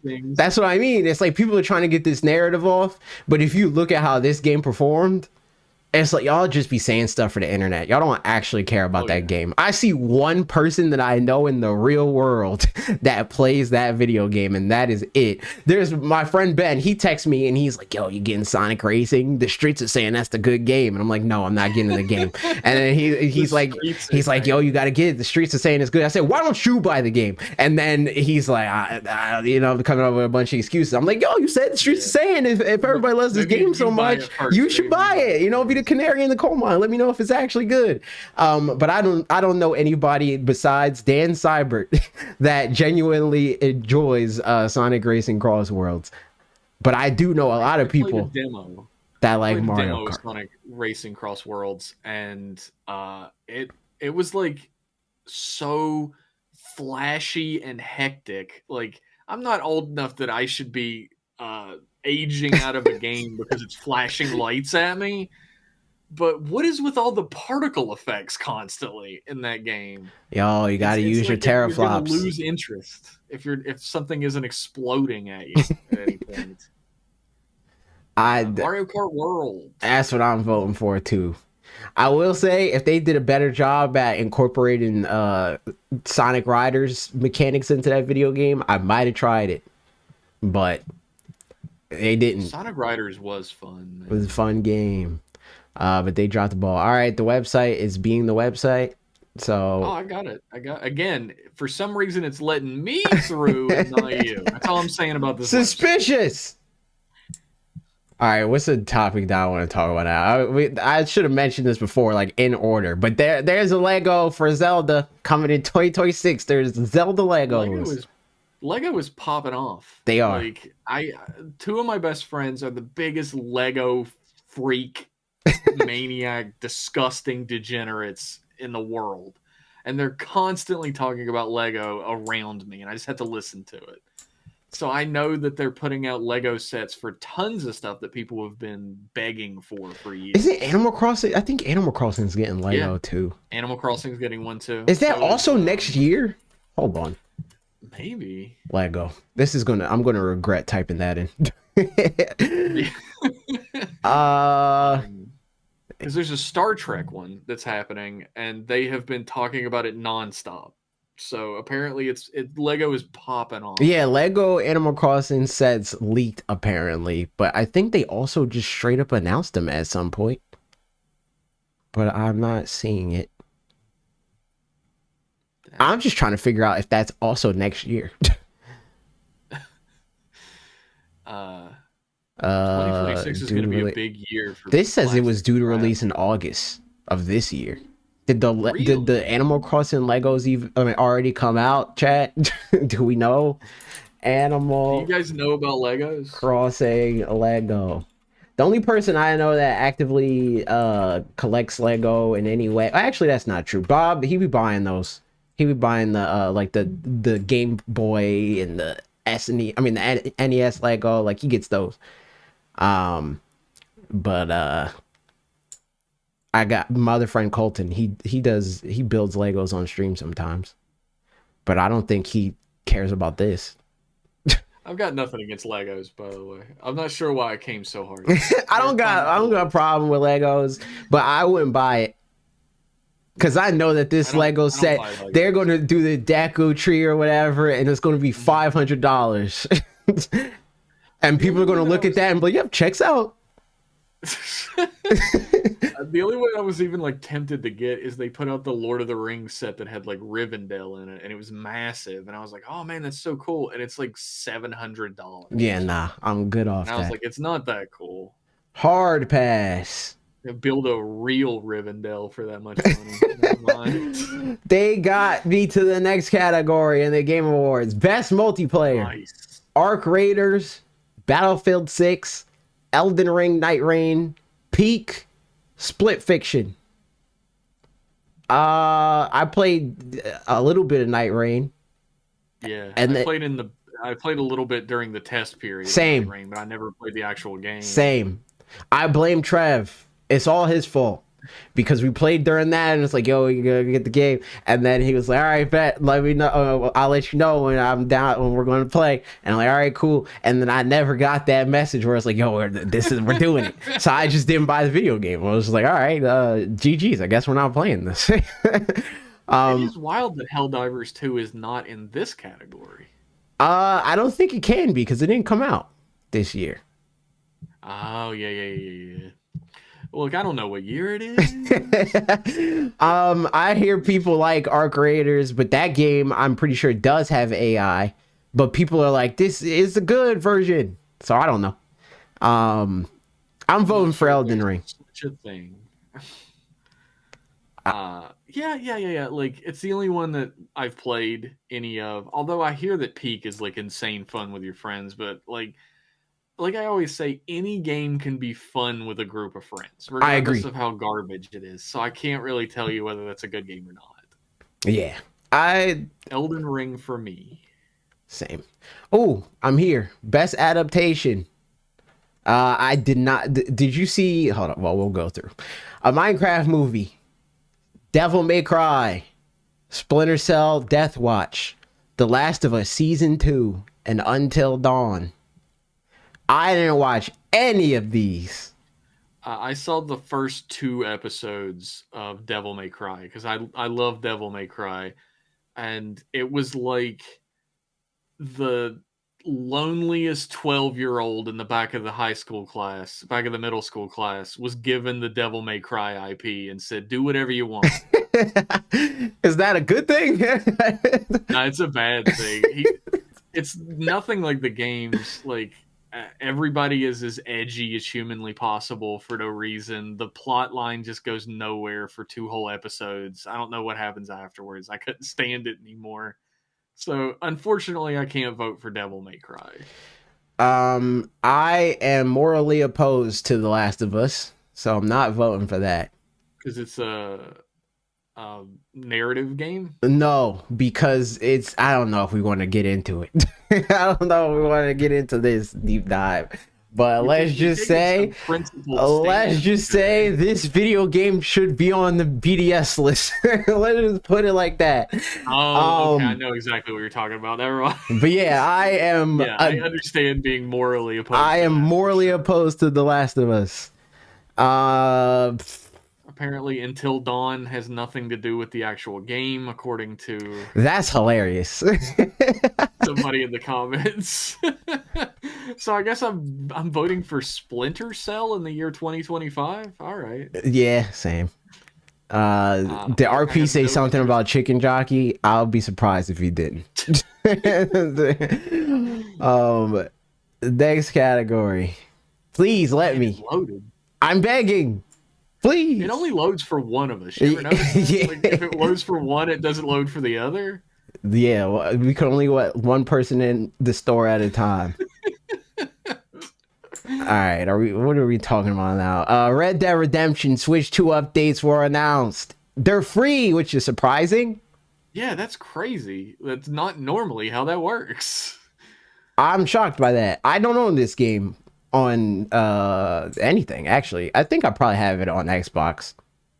I used to have it on on PlayStation. I don't know when, but at some point I apparently sold it. I don't remember why. I Because it's a think good game. I think that's one of those games that I saw like on like I don't know Xbox Live sale for like $10, and I bought it in like 2011 or something.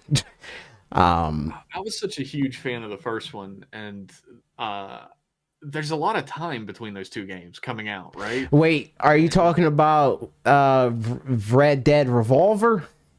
oh, okay, not the first. Because that is this is the first one that got You're it. right. You're Yeah, right. yeah, yeah. So Red Dead Redemption. I was a huge so fan. you're saying I haven't you're a played huge Red fan Dead of this Revolver. one? Yeah, yeah, yeah. Okay. I played Red Dead Redemption 1. Okay. And I never played. I played 2 a little bit. Oh, yeah. I played like 10 hours of 2. a little bit, 10 hours. Yeah. I was like a huge fan of Red Dead Redemption 1, and there's a lot of time between those two games coming out. And apparently I got too old for how long some of the game mechanics take in that game. Because What do I you was mean? losing my mind having to ride the horse everywhere when the horse Oh, was as slow yeah. as it was. Yeah. I And think you that have to that's keep pressing the button to make it go any faster. And I was like, have I aged out of pressing a button to go fast? I think Uh, that video game, and I haven't played again. I haven't played the first one, so I don't know if it's also the same or the second. You know, I haven't played Red Dead Redemption. I only played Red Dead Redemption 2. Red Dead Revolver. Yeah, exactly. No, I was just trying to. I wasn't even trying to correct you. I was just Nah, I get genuinely you. trying to understand what you were saying because we're literally talking about Red Dead Redemption. So when you said the first one, I was like, wait, what? But what was I even talking about? Oh, I think that Red Dead Redemption 2 is like an example of a video game that cares too much about realism and not enough about being fun. Like I could see that. they're like, Sure. well, we don't, it's not fun to ride a horse. So why would we make riding the horse fun? That kind of stuff. There's a lot of that. It's too obsessed with being quote unquote realistic to its own I detriment. agree.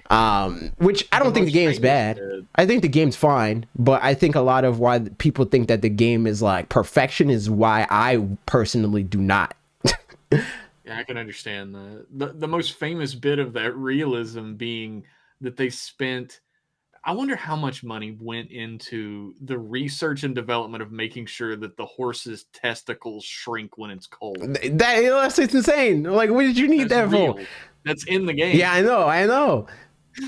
And there's like certain things that's like, yeah, this is like that makes sense. Like the horse's logic in terms of like how it interacts with the world. Like like even Breath of the Wild does stuff like that, where it's like if you put the horse on the trail, you could just let go and the horse will follow the trail.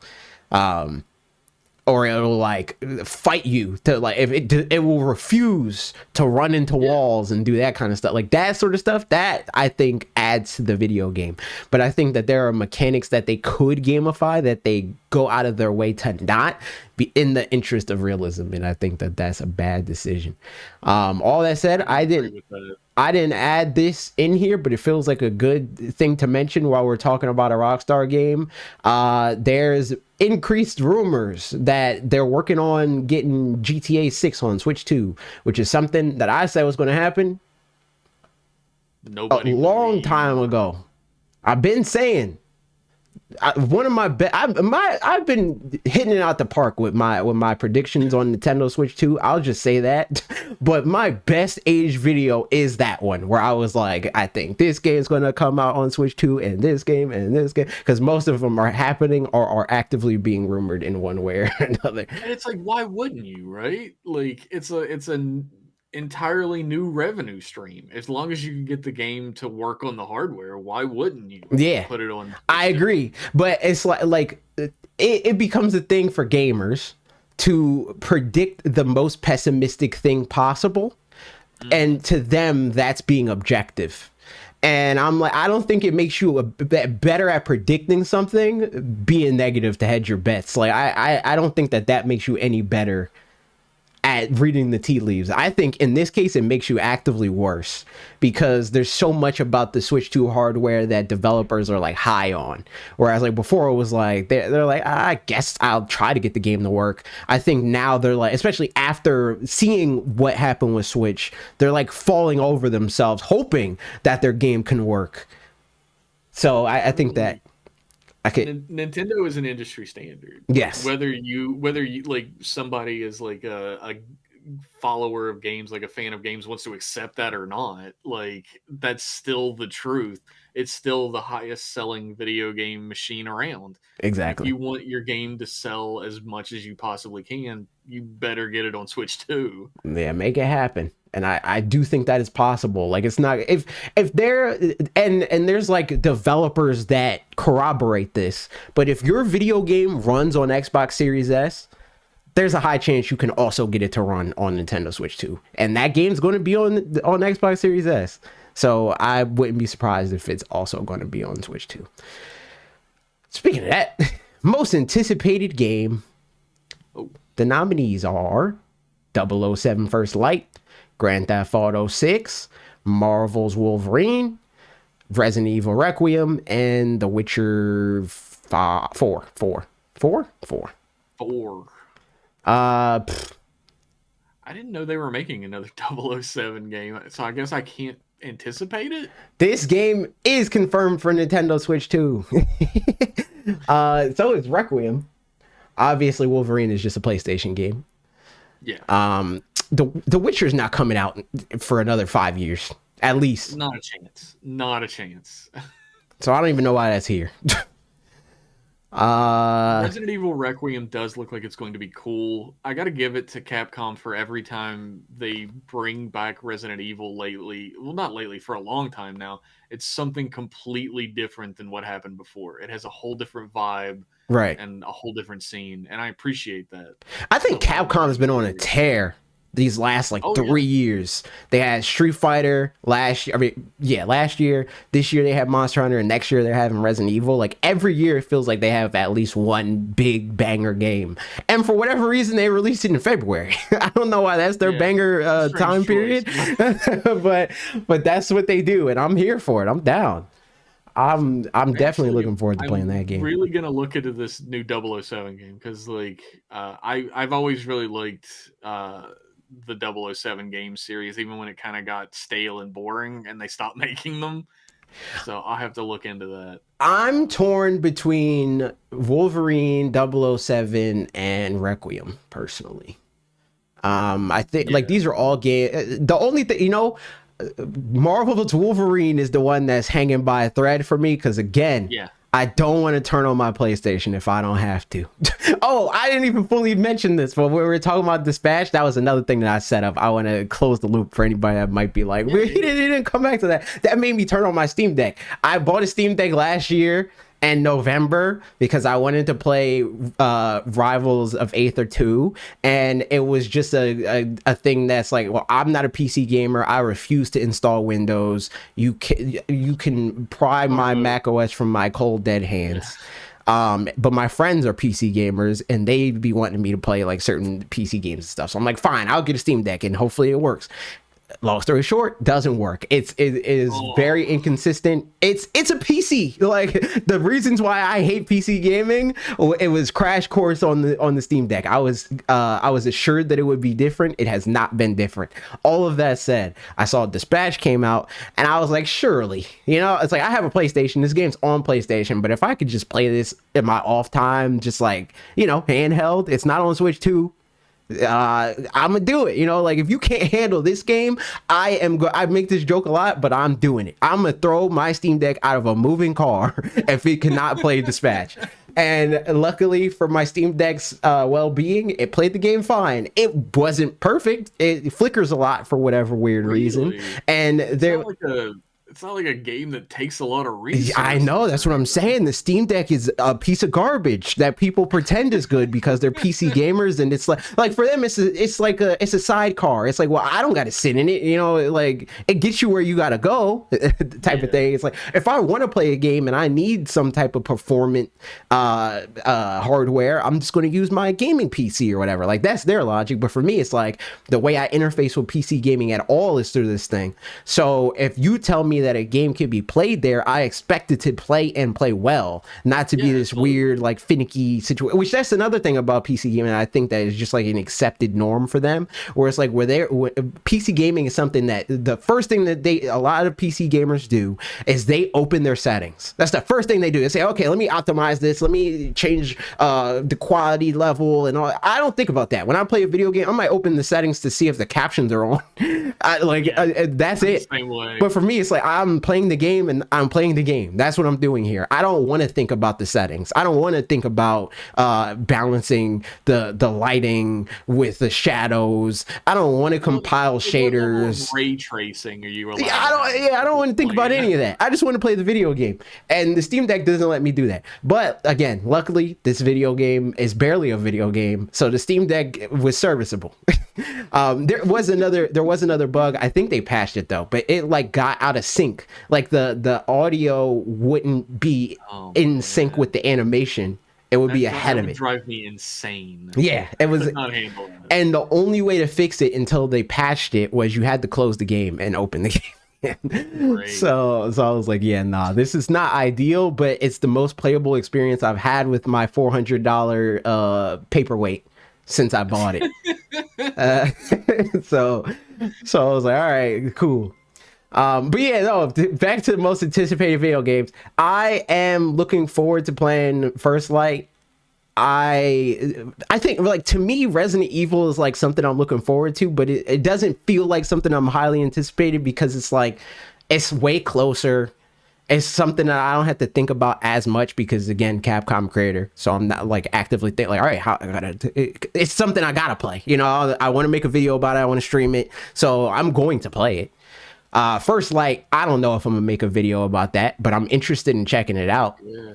So we have no idea whether it's gonna be garbage or not yet. Exactly. Actually, we know the slightest bit about it. Well, they showed a decent amount of gameplay. Well, you can Google it. You'll see it. I know the slightest about it then, not we. Yeah, they showed a lot of gameplay. The game looks solid. We don't know if the Switch 2 version is good, which is relevant to me. But I think that at this point, like after all the third-party games that have come out and like people doing the previews for Resident Evil specifically, I think that at this point in Switch 2's life, if you make a bad port, it's your fault. It's not the hardware's fault. Oh yeah. Like with Nintendo Switch 2, it's fair. It's capable. Yeah, exactly. Capable console. Exactly. So I think that for me, it's like, if this is a bad port, I'm mad at the video game. I'm not mad at the hardware in the way that I would like before. It's like with the original Switch, it's like, all right, we got to check and see if this is like a wonder port or whatever. But in this, it's like, nah, you messed up if it's not good enough. Yeah. All that said, I think I'm voting for 007 because it is the one that I'm the most curious about and like, have the most questions for. Whereas Resident Evil is more so something that's like, I'm gonna play it when it comes out and I'm sure I'll enjoy it, but you know, nothing special about that in the most positive way possible.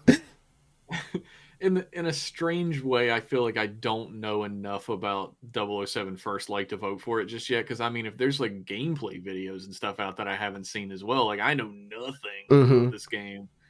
And they like, if you're a 007 guy, they have a crazy special edition that they announced for that game. Really? Yeah, it's insane. Funnily enough, I'm like, that's enough, which I'm not a special edition guy anyway. I don't really, not a collector kind of dude. All the video game paraphernalia I got is so I can put it on camera.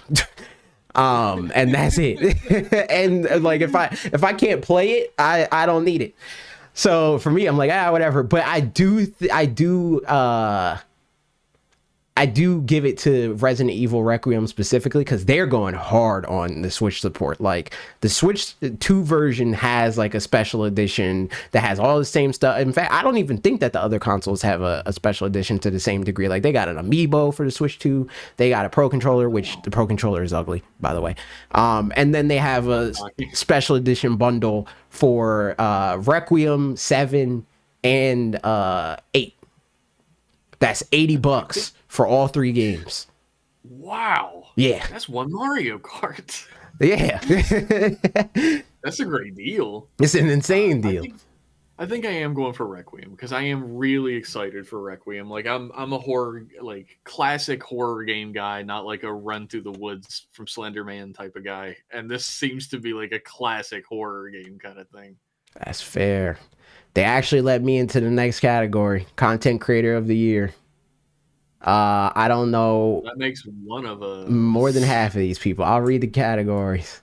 I don't even know how to say content this. creator of the year. Watch Redirect. I believe. They don't got me on there, unfortunately. Next year, K-Drell. I don't know. I don't even know if I'm saying that right. Kai Cenat, Moist Critical, Sakura Miko, The Burnt Peanut. Wow. I'm voting Kai Cenat. That's what you want to get known by, huh? The Burnt. I'm voting Kai Cenat. I'll go. The only one I've actually ever watched personally is Moist Critical, so I'll go with him. I used to watch Moist Critical. I don't like him. Oh my god, it gives me the, you know, you were talking about the Devil May Cry thing. Yeah, he gives me edgy guy vibes, and he has this hate boner for Nintendo that annoys me. It's like, not even in a like defensive kind of way, but just in the kind of way where it's like, it's weird that you have this obsession. Like, if you don't like it, just don't like it. But he goes out of his way to make videos to be like, Nintendo's back. They literally killed my baby. And it's like, all right, bro. Whoa, no wonder he's mad. Yeah, clearly. It's like, yo, bro, let's be serious. I haven't watched a video of his in, oh my god, dude. But he plays what, I don't know if this is spoilers or not for the video game. He was literally just Penguin Zero the last time I watched something that he did. He hadn't even become Moist Critical yet, so that's funny. I don't know if this is spoilers or not. He's in the video game in Dispatch. Yeah, he's in Dispatch. Which I just meant there's a specific thing that happens in the game, and I'm not going to go further because I don't know if anybody got to that part or knows. If I remember, I'll ask you. Yeah, I'll let you know. All right, next category: best esports game: Counter-Strike 2, Dota 2, League of Legends, Mobile Legends Bang Bang, Valorant. They made the second to last one up. They made that game up. Doesn't exist actually. Yeah, Mobile Legends Bang Bang. Like, are we gonna get demonetized for mentioning that? Like, what happens in that game? They made that game up. It's absolutely. I'm willing to bet it's a Gooner game for sure. It is. I'm voting for Raid Shadow Legends. I can't. I refuse. Actually. It's not on. Yeah, it's not. I guess I'm voting Valorant. I guess. Counter-Strike 2 is still on here. God. Didn't that just come out? Going away. I thought Counter-Strike 2 just came out. Yeah, if it did, then everyone ignore I said that. I'm gonna vote for Valorant. Okay, this is a category I really don't care about. Best esports athlete. Brock. I was reading the names earlier. I was like, I don't know any of these. Chovy. I think I know one person here. Because I think I saw somebody tweet about it. Yeah, I do know one person. Chovy. Forsaken. Kakiru. Mena RD. This is the one person I know. And then what? Zero. I don't know. But yeah, I'm voting Mena RD. That brother plays Street Fighter well. I'm gonna vote for him because he plays a game I like. Best esports team. Which one is Mena RD on? I don't think he's on an esports team. I mean, he has a sponsor, but I don't know if that's being on a team as a Street Fighter player is a recipe for disaster. They're not letting me vote. What the heck, man? Keely, fix your website. Damn it. Okay, what's another? I could talk about Kirby. I played Kirby Air Riders Global Test. It was pretty good. It's a good game. You ever played Kirby Air Riders before? Yeah, I played the original quite a bit, actually. It was somebody described it as the most fun jank fest you'll ever play in your life. That's exactly what it was. Did you race in the video game? Because that'll tell me what I need to know. Did I race? Did you play Kirby Air Riders to race? No. Okay. Absolutely not. Yeah. I played it to go around the city. Yeah. That's what the game is. It's City Trials, a video game. Yeah. If you're playing it to race, then you're not playing. Yeah, you're not playing. It's the way I described it. It's like it's Mario Kart in reverse, where it's like if you play the battle mode in Mario Kart and it's not block 4, I don't know what you're doing. The Kirby Air Riders and Air Ride is like if you're racing, I don't know what's going on. Like why would you? All City Trial all the time. Yeah, it's City Trials, the video game, and I played it. It's good. I'm gonna make a video on my more full thoughts on it, but the gist of it is like jumping into it. It's like what the heck is happening? Like what is going on? This is way too fast. It's a bit of a learning curve for sure. Yeah. It's so fast. It's such a fast video game. But once you figure it out, it's like, and I like the fact that now it's not the random stadium situation, like the random battle royale thing. I like that they let you decide. They do like Fall Guys voting at the end. And that once I like figured out the game, I was like, I understand it now, and I get first place so much. I get first place so much now because I'm like, okay, I have these stats. I know that that's good for this mode, and even the game tells you it's like you should probably go here or go here because you have these stats. I'm bummed out. I missed.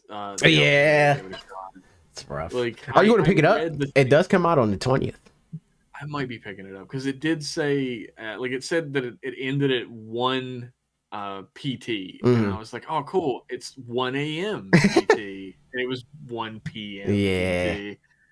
Rough. I tried to tell you I didn't give enough info, and I was like, yeah, I think that there's another. You tried to jump in front of the bus for me, but I still got hit. I didn't give you enough info. I'll take that hit. I should have told you that it was going to start in like an hour and end in like 5.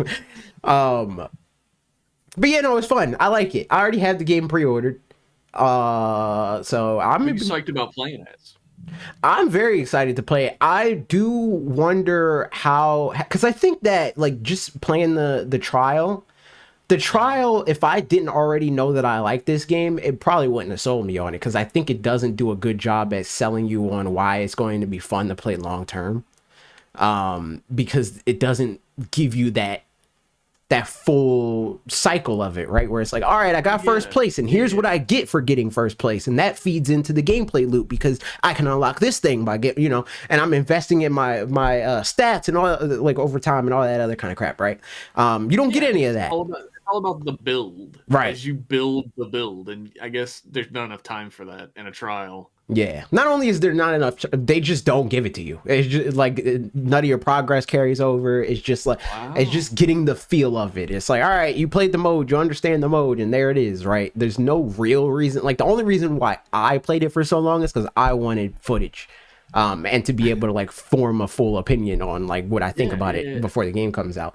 But I do think that it's going to be an entirely different experience once the game comes out, because it's like playing which I don't know if this is going to be lost on you or not, but it's like playing a preview of any other game and like at a press event. It's like, okay, like I get what you're trying to sell me on, but this is not going to be the same thing as having the game. Like I did a preview event for Animal Crossing New Horizons when that came out, and I was like explaining to my friends, and this was like before, like it was like right before COVID, so nobody understood that this game would become what it was. I was trying to sell my friends on like, this game's going to be good, I promise you. And we're playing it, and I'm like, yeah, like this is a bad game to preview, because in this preview they're saying like, yo, you got to unlock this stuff so you can make this orange end table. And you don't care about the orange end table because, like, so what? Like, it's just random orange end table. But when you're doing your own save, it's like, oh, you know what I could really use in this room? The orange end table will look perfect in here. You know what I mean? It's kind of like that. It feels like that sort of situation. I couldn't think of a worse game to preview than Animal Crossing. Yes. How do you get across what Animal Crossing is in a preview?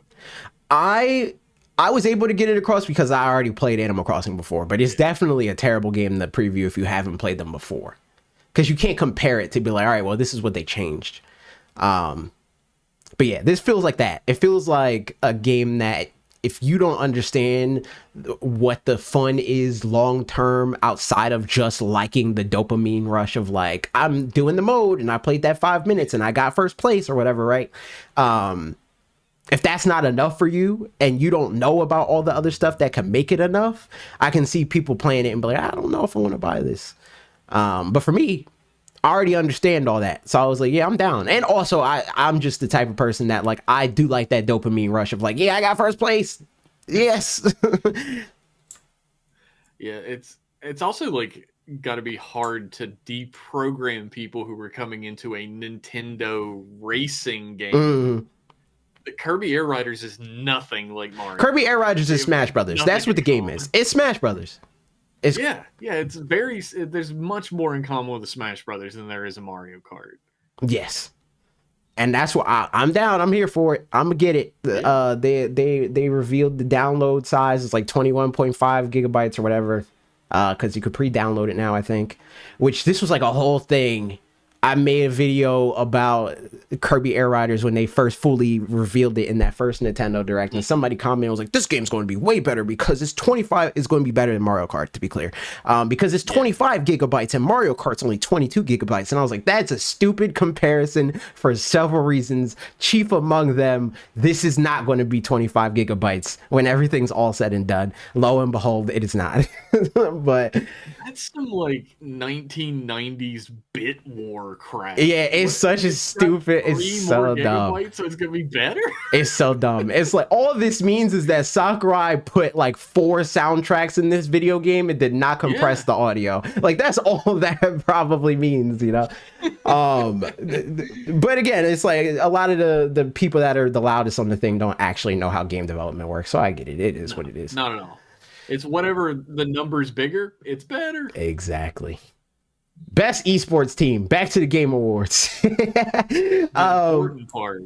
Gen G, NRG, Team Falcons, Team Liquid PH, and Team Vitality. I've heard of 3 of these, but not for the reason why they're nominated. I haven't heard of any of them, man. You never heard of Team Liquid? Okay, I've heard of Team Liquid. I was about to be shocked. Something about the PH threw me off, but they're the big heroes of Mobile Legends Bang Bang, which we learned about last. Clearly. Which one playing a game I care about? None of them really. I guess I'm voting NRG because Valorant is the closest to a game that I care about, I guess. This might be a controversial way to vote, but I am gonna vote which team looks the happiest in their photo. That's fair. That's fair. So I'm gonna vote Team Vitality. They seem to be the happiest in their photo. I'm definitely not happy in my photo because they gave me another 404 error. Man, oh, handing them out like candy. A vote now again. Hey, did you guys know that the Game Awards is taking place in the Peacock Theater in Los Angeles on December 11th? Wow. I clicked vote now. I don't remember there being a Team Hemorrhoid in 8-bit. I didn't see that. You got a different website than us. Does it work better? Yeah, I've got to imagine you can click through on that just for business reasons. Okay, Player's Choice is where I'm at. Which one is that? How much longer do we have? This. We can't vote on it? Are we done? Is that the last? Round 1 opens December 1st. That's dumb. Is that the last nominee? I guess we're done. Okay, we're done with the Game Awards. I don't need this website no more. Don't even have to worry about it. Luckily. What other Metroid. Metroid is the last thing that I want to talk about. Did you see? I would love to hear your thoughts on that. Did you see these previews? Yes, I've seen all of them. I'm a big Metroid guy. All right, I hate the discourse about this video game. I Oh, hate I it do too. with a I do deep, too. burning passion. I am not a Metroid guy, right? I've been fighting for my life trying to like, what are these games called? Metroidvanias. Yeah. I've been trying hard to understand the value of these games. That's why I played Silk Song. I like Silk Song, but a lot of the Metroidvania things about it I don't like. So I'm like, all right, I'm gonna give Metroid Prime a try because it's been a long road coming. I've been wanting to like give this genre a full I attempt. would suggest Mhm. playing Metroid Prime 1 instead of I waiting for this one to come So out. I did. I have Oh, Metroid Prime remastered on Nintendo Switch, yeah, and yeah, yeah. I am blind. So there is a part in the video game that has terrible contrast, and I was like, "All right, I'm out. GG's. Can't play this." Damn. So I was like, "Yeah, no," which was I guess it's a unfortunate. relic of it being a GameCube era Yep. game. Yikes. hmm So I was like, "Yeah, nah, I gotta tap out on this one." All of that said, every preview, every single one that I watched, and I watched like 8 of them. They are a part of a hive mind. They are all made by the same person that makes it a like critical error that there is a human in the video game that speaks to you. And I'm like, this is such a gamer nerd thing to complain about, and I just don't feel the same. It's like, I'm like literally directly in the center of this. I don't like to be a centrist on any issue if I can help it, but I'm directly in the center of this issue because I think the people that are complaining about there being speaking roles in a Metroid game haven't played a Metroid mm, game for like 25 years at this point. Uh, it doesn't hurt the narrative. Like people always bring up Other M. yeah, Did you like ever play Other M? I play a little bit, yeah. Like the problem with Other M is it was dog crap. It's a bad game. Uh, and they mischaracterized Samus very heavily as a character. None of these other games do that. Mhm. Like Metroid Prime 4 doesn't have her quipping and like saying goofy crap. She just stands there and listens. What's the problem? Right. And on the other end, I just find the arguing annoying. That's my only problem with the other What do you side. mean the arguing? Just people who are constantly arguing about this, like Oh, yeah. people who are angry on both sides for completely unnecessary Yeah, reasons. video game discourse is exhausting. And Yes. I'll say coming off of like the Pokemon Legends EA discourse is particularly annoying is because I know, and I don't know if you've seen this on the internet, but in the Nintendo sphere, it's something that people throw around a lot when you complain about people being like contradictory about their complaints is they'll say, "Oh, that's the Goomba fallacy," as if we don't exist on the internet that has like you have a paper trail. I see your username. I can search the things that you tweet, and for content creators, I can pull up you saying it verbally, like out of your mouth. So I can see people being like, Pokemon Legends, yeah, is a bad game because it doesn't have voice acting, and then I can see those same exact people being like, Metroid Prime 4 Beyond is going to be a bad game because it has voice acting, and it's like, bro, like, come I was on. reading something that was so I was reading something that was so interesting to me because they were doing interviews with like some of the people who worked on Metroid in Japan, like some of the people who originated the character Samus Aran and stuff. And they were like the American interviewers were like, "Oh, she's like a big badass bounty hunter, like a Boba Fett type character, right?" And they were like, "No, she's like a superhero who's like a mother." And they were like, "What?" Because like the way The way we it's see Samus marketed as a here, character and yeah. the way they see her is so far apart, Mm-hmm. and that's where the problem comes in with games like this. Because like the Metroid Prime 4 devs are, I think, English. I think Retro Studios is No, from England. no. Retro Studios is in Austin. Okay, thank you. You're thinking Um, Rare, which I am easy thinking Rare. mistake. I am thinking Rare. Um, Retro Studios is caught between a rock and a hard place with that, because like I've heard devs from there talk about, like, we showed some of the development here and there of like 2 and 3 to like the Japanese devs, like the people who were in charge, and they were like, why is Samus not talking? Mm. They're Yeah. like, oh, because she never spoke before in any game. And they're like, oh, that's because it was like Super Nintendo. Yeah. Nintendo. That's So it's a tough thing for them, and then to have the entire public, like a huge section of the public, turn against them because other characters are talking. I don't know. It's so stupid. It comes back to my friend Ian, who he like goes back and forth in Japan. Like he used to live in, I think he currently lives in Japan actually, but he used to be a English teacher in Japan at one point, and he was talking to his students who are Japanese children, and he's asking them about what their favorite anime is, and one of the Japanese children told him SpongeBob. Yeah, and as an American, he's like, his first thought is like, wait, that's not an anime. But that's a rule that Americans made up. It's like, no, like, that's not what anime means. That's what anime means to you because you're but like the people that know, you can fill in the blank, but but yeah, no, that's just what it is. Like, people are bigoted whether they know it or not, and they fill in these arbitrary rules for things that they don't have anything to do with, and they feel like everybody else should adhere to those rules, and that's just not how it works. No. And I think there was such a funny moment in the interview where someone was like, but wait, she's a bounty hunter, right? And the Japanese publisher people were like, yeah, because she's like free to go where she wants.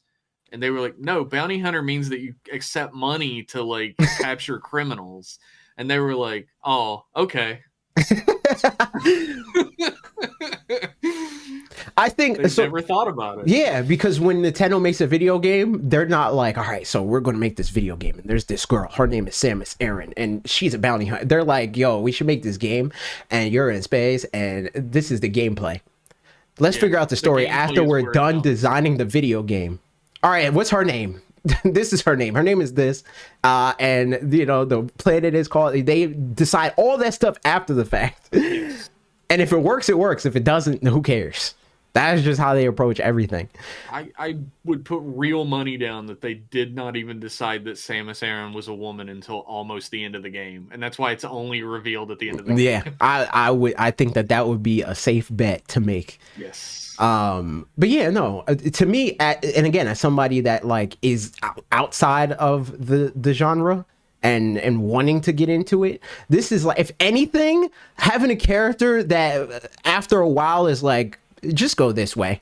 I love that. Actually, because that is, I don't know if I would agree with that. Me personally, I love it because half of what frustrates me about those kinds of games is them presenting not knowing what to do as a fun mechanic. And I think some people can find fun in that, but I don't think that that's the same thing as it being inherently fun. I think that for a lot of people, I would argue most people even in this scenario, they would be more likely to give up on a game entirely if the game is not giving them some sort of like path to go on after a while than they would to like bang their head up against the wall until they find it themselves. And I think that as long as it's presented in a way that it, like how they do it in most of their modern games now, like in Mario, when you die too many times in 3D world, it's like, yo, you can hit this block and get this power up so that you can play through the level and just move on through this, but you don't need it, right? That's what I think is necessary in this kind of game, especially given the fact that Metroid has historically struggled with the general public. Like there's a reason why the best-selling Metroid game, despite its like this storied franchise, everybody knows who Samus is, everybody knows about Metroid, but nobody's playing it. And it's not because it's a hidden gem, it's because it's a game that people see and they're like, that's not for me. And I think that they want to meet people in the middle. I feel like the genre of Metroidvania wouldn't exist if that was true, though. Like Metroidvania might not be like for you, like per se, because of these things specifically, and I feel like that's true of a portion of the audience, regardless of how you're going to cut it. But like, I think that there's something intrinsically that draws players into the Metroidvania Right. style of gameplay. I don't think would be negatively impacted if there was a way to get help if you needed it. I don't think that would be a problem. So to be clear, I more so mean like the status that Metroid had. Like this is a if you're getting on Switch 2, it's a $70 video game. Yes. Hollow Knight Silk Song is what, 15, 20? Something like that. Yeah. So, and that's the case for most Metroidvania. Is that's where they're at. It's like the best-selling one, as far as we know, is the original Hollow Knight. That game launched for 15. I think it was 15. It was around that. It's frequently on sale for less than half of that, and it sold 15 million copies, which is impressive, right? But it's not the audience that Nintendo wants. Like when Nintendo makes a game like this and they let two separate studios develop a game for 8 years, they want the game to sell to a broad audience for that like marquee, like blockbuster number. You know what I mean? I guess my question would be, is that inherently a good thing that Nintendo couldn't create a game or wouldn't want to create a game that would have a smaller audience than, say, the other marquee titles that they create? I don't think it's inherently a good thing, but I do think that Metroid is this like it means a different thing to them, where there are their franchises that are budget titles and they're fine with them being budget titles. They'll throw out a $40 WarioWare game every day of the week, right? But to them, they see potential in Metroid being bigger than that. So they don't want to make a Metroid game that's $40 for the same reason that they don't make a Mario game for $40. And that's because to them, the brand or even Pokemon, right? Like to them, the brand is worth that money. And they recognize for everything but Pokemon, because they don't have as much control over it, obviously, as they do a Metroid. For them, it's like, well, we understand that for that $60 price point, there's an expectation that people have. So that's what we're going to try to deliver when we do that, right? Like look at Metroid Prime Remastered. We got that one remaster, and they did a lot. Like it's a pretty solid remaster as far as remasters are considered. But because they know it's this smaller game and they're not doing all this extra legwork to make it approachable to everybody, and at the end of the day, it is a love letter to the original fans. It's a budget title. It's a $40 game. And I think that's how they. I don't think there's anything inherently bad with trying to expand an audience either. Yeah. I'm definitely not saying that. Right. Like, they see Metroid as like a marquee title, like you said, but one that isn't living up to its potential. Exactly. And that's more so what I'm getting at, where it's like me as somebody that is outside of that audience, but has a level of interest in the franchise because of her being in Smash and like just the general like being a Nintendo fan, seeing this character all over the place all the time, right? I do get how they're approaching this, because I am literally the type of person that sees that and is like, oh, okay, I see that they're trying to appeal to me too. You know, like I think at the end of the day, it's still going to be a Metroid game for people that are Metroid fans. I think most people that played the game, even that have that are writing these previews, most of the previews like this game's great, but they just all cut out a segment of it to complain about the one aspect that is not specifically for them. When we were talking about accessibility earlier, I was reminded of my literal favorite help, like aid moment in maybe any game ever. And it's in Mario Odyssey when you're in any situation where there are multiple pipes, like a pick a pipe scenario in any scenario. If you stand still, Mario will look directly at the pipe you're supposed to go down. Yeah. And that is so simple and clever and intuitive and does not take anything away from the gameplay. And that's like a Nintendo hallmark. Exactly. So I think, and that's the kind of thing. That's the kind of thing that I'm wanting from it, because I do get that there are people that find it to be valuable to have that like, where do I go moment. But I don't think that moment is inherent. And I would argue that it's niche. So to center that moment is a bad business move.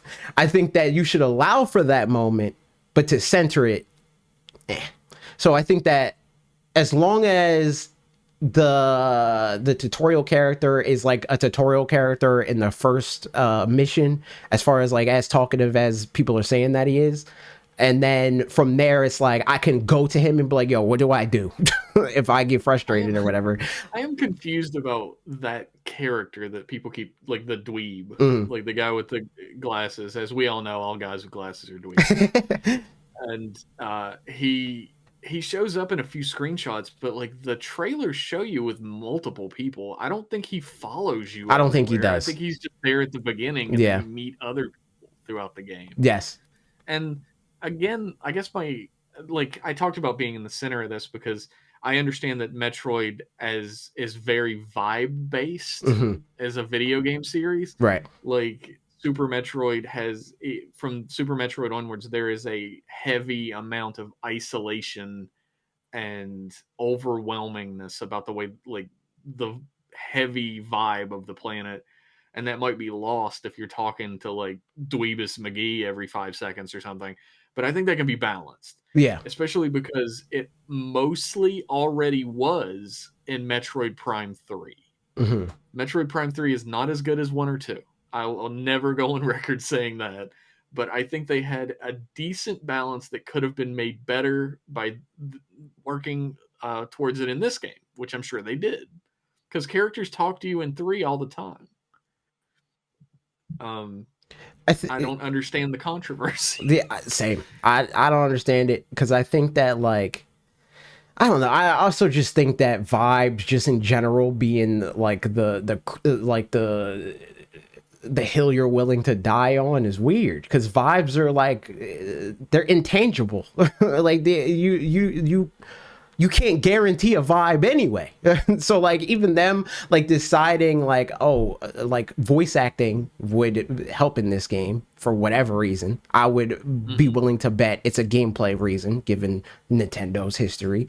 I think that like saying that will kill the vibe, was the vibe ever really all that to begin with? And I think that like in this case, right, where I get people like going to bat for like the specific way a game is designed when the game is what it should be and everybody agrees on that. But when the developer themselves is dissatisfied with the size of the video game and the option has already been demonstrated to be either we don't make these or we gotta make it, you know, come through on our expectations, I think that that's a worthwhile compromise. It's kind of the same thing with like what already happened with Zelda. I think that there's like obviously a diehard segment of the Zelda fan base that they don't like Breath of the Wild or Tears of the Kingdom. But at the end of the day, I unfortunately follow one of them, a great artist, but he will never shut the hell up about how much. I think we've talked about this. I think we've talked about this. But I think, like, at the end of the day, it's unfortunate for those people, right? But at the end of the day, the 10 million people that played and loved Ocarina of Time, which, I mean, that's an overestimation. I played Ocarina of Time, and I wasn't a huge fan of it.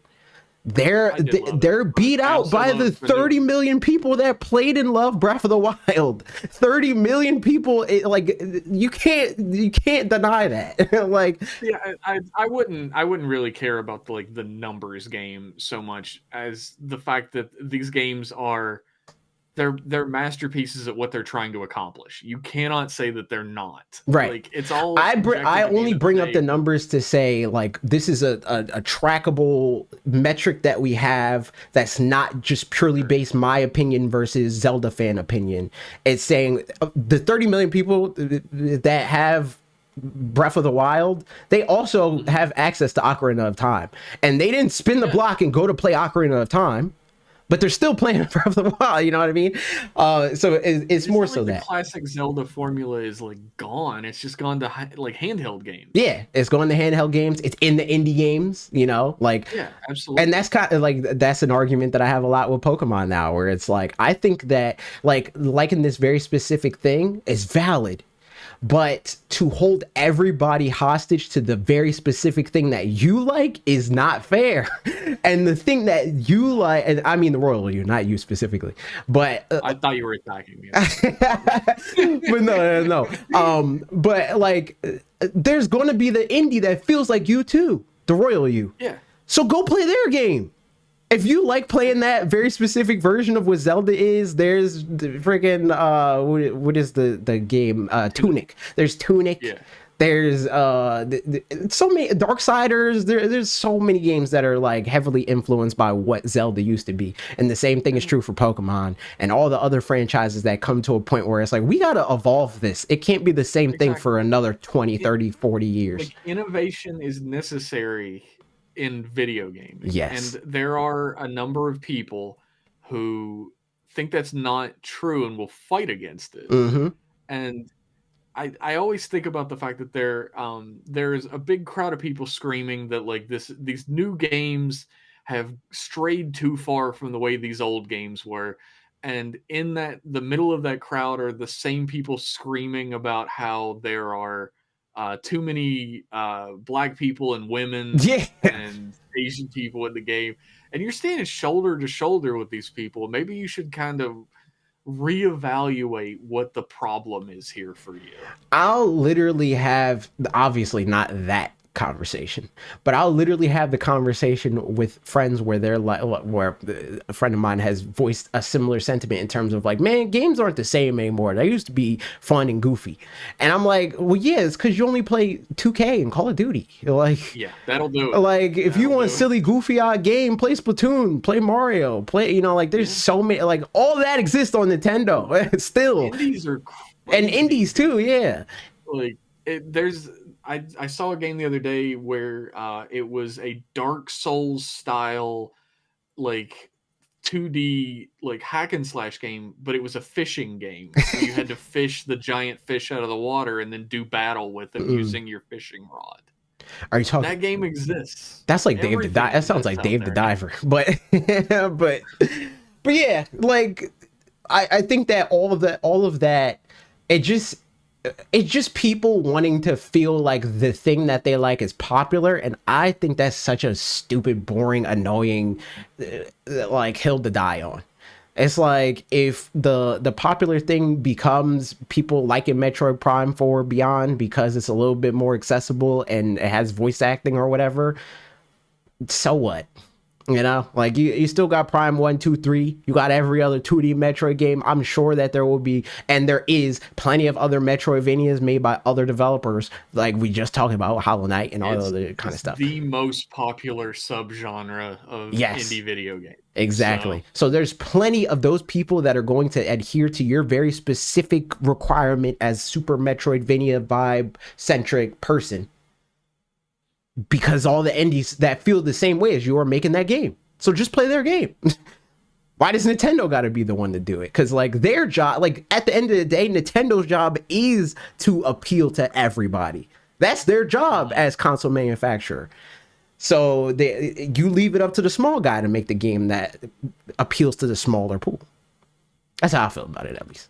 I can agree with that. I mean, there are of course things I could say against it, but they're very few and far between. I feel like we're pretty much on the same page there. There's so much available out there in the world. Like, innovation in the mainstream video games that you love isn't like a boogeyman that you should be fighting back against. Either you like it or you don't. That's just the way it works. Yeah. And nothing has been destroyed by this. Exactly. All the games you love are still there. A new thing will not erase your old thing. It just won't. And I think that's a good place to end. We got no more news. This was a good time, Geoff. I will definitely be hitting you up to come back. I'm not going to one and done you like those other people. We will have you back. I'll have all your stuff linked in the description and the show notes and all that other kind of stuff and whatnot. But do you got anything specific you want to shout out? Just if you'd like to see my art, my comics, the stuff that I make, you can go to geoffpennington.art, and that has links to every social media that I'm on. I'm constantly posting little comics, little sketches, I'm working on like a full length, full color action comedy comic right now. That by the time this comes out, I may have announced on my Patreon, but that's probably it. But like, get excited for that, maybe. I don't know. Also, in the event that I want to risk commissioning more thumbnails, click on them. Damn. Yeah, absolutely. I Like, want. Do you? If we're you putting a lot of effort into this crap. Yeah, we need the higher click-through rate. If I'm spending money on a thumbnail, I need the click-through rate to be more than me making it in Photoshop. And I want to give Geoff money, so click on the thumbnail. All right, like, comment, subscribe. Later. Bye-bye. Bye.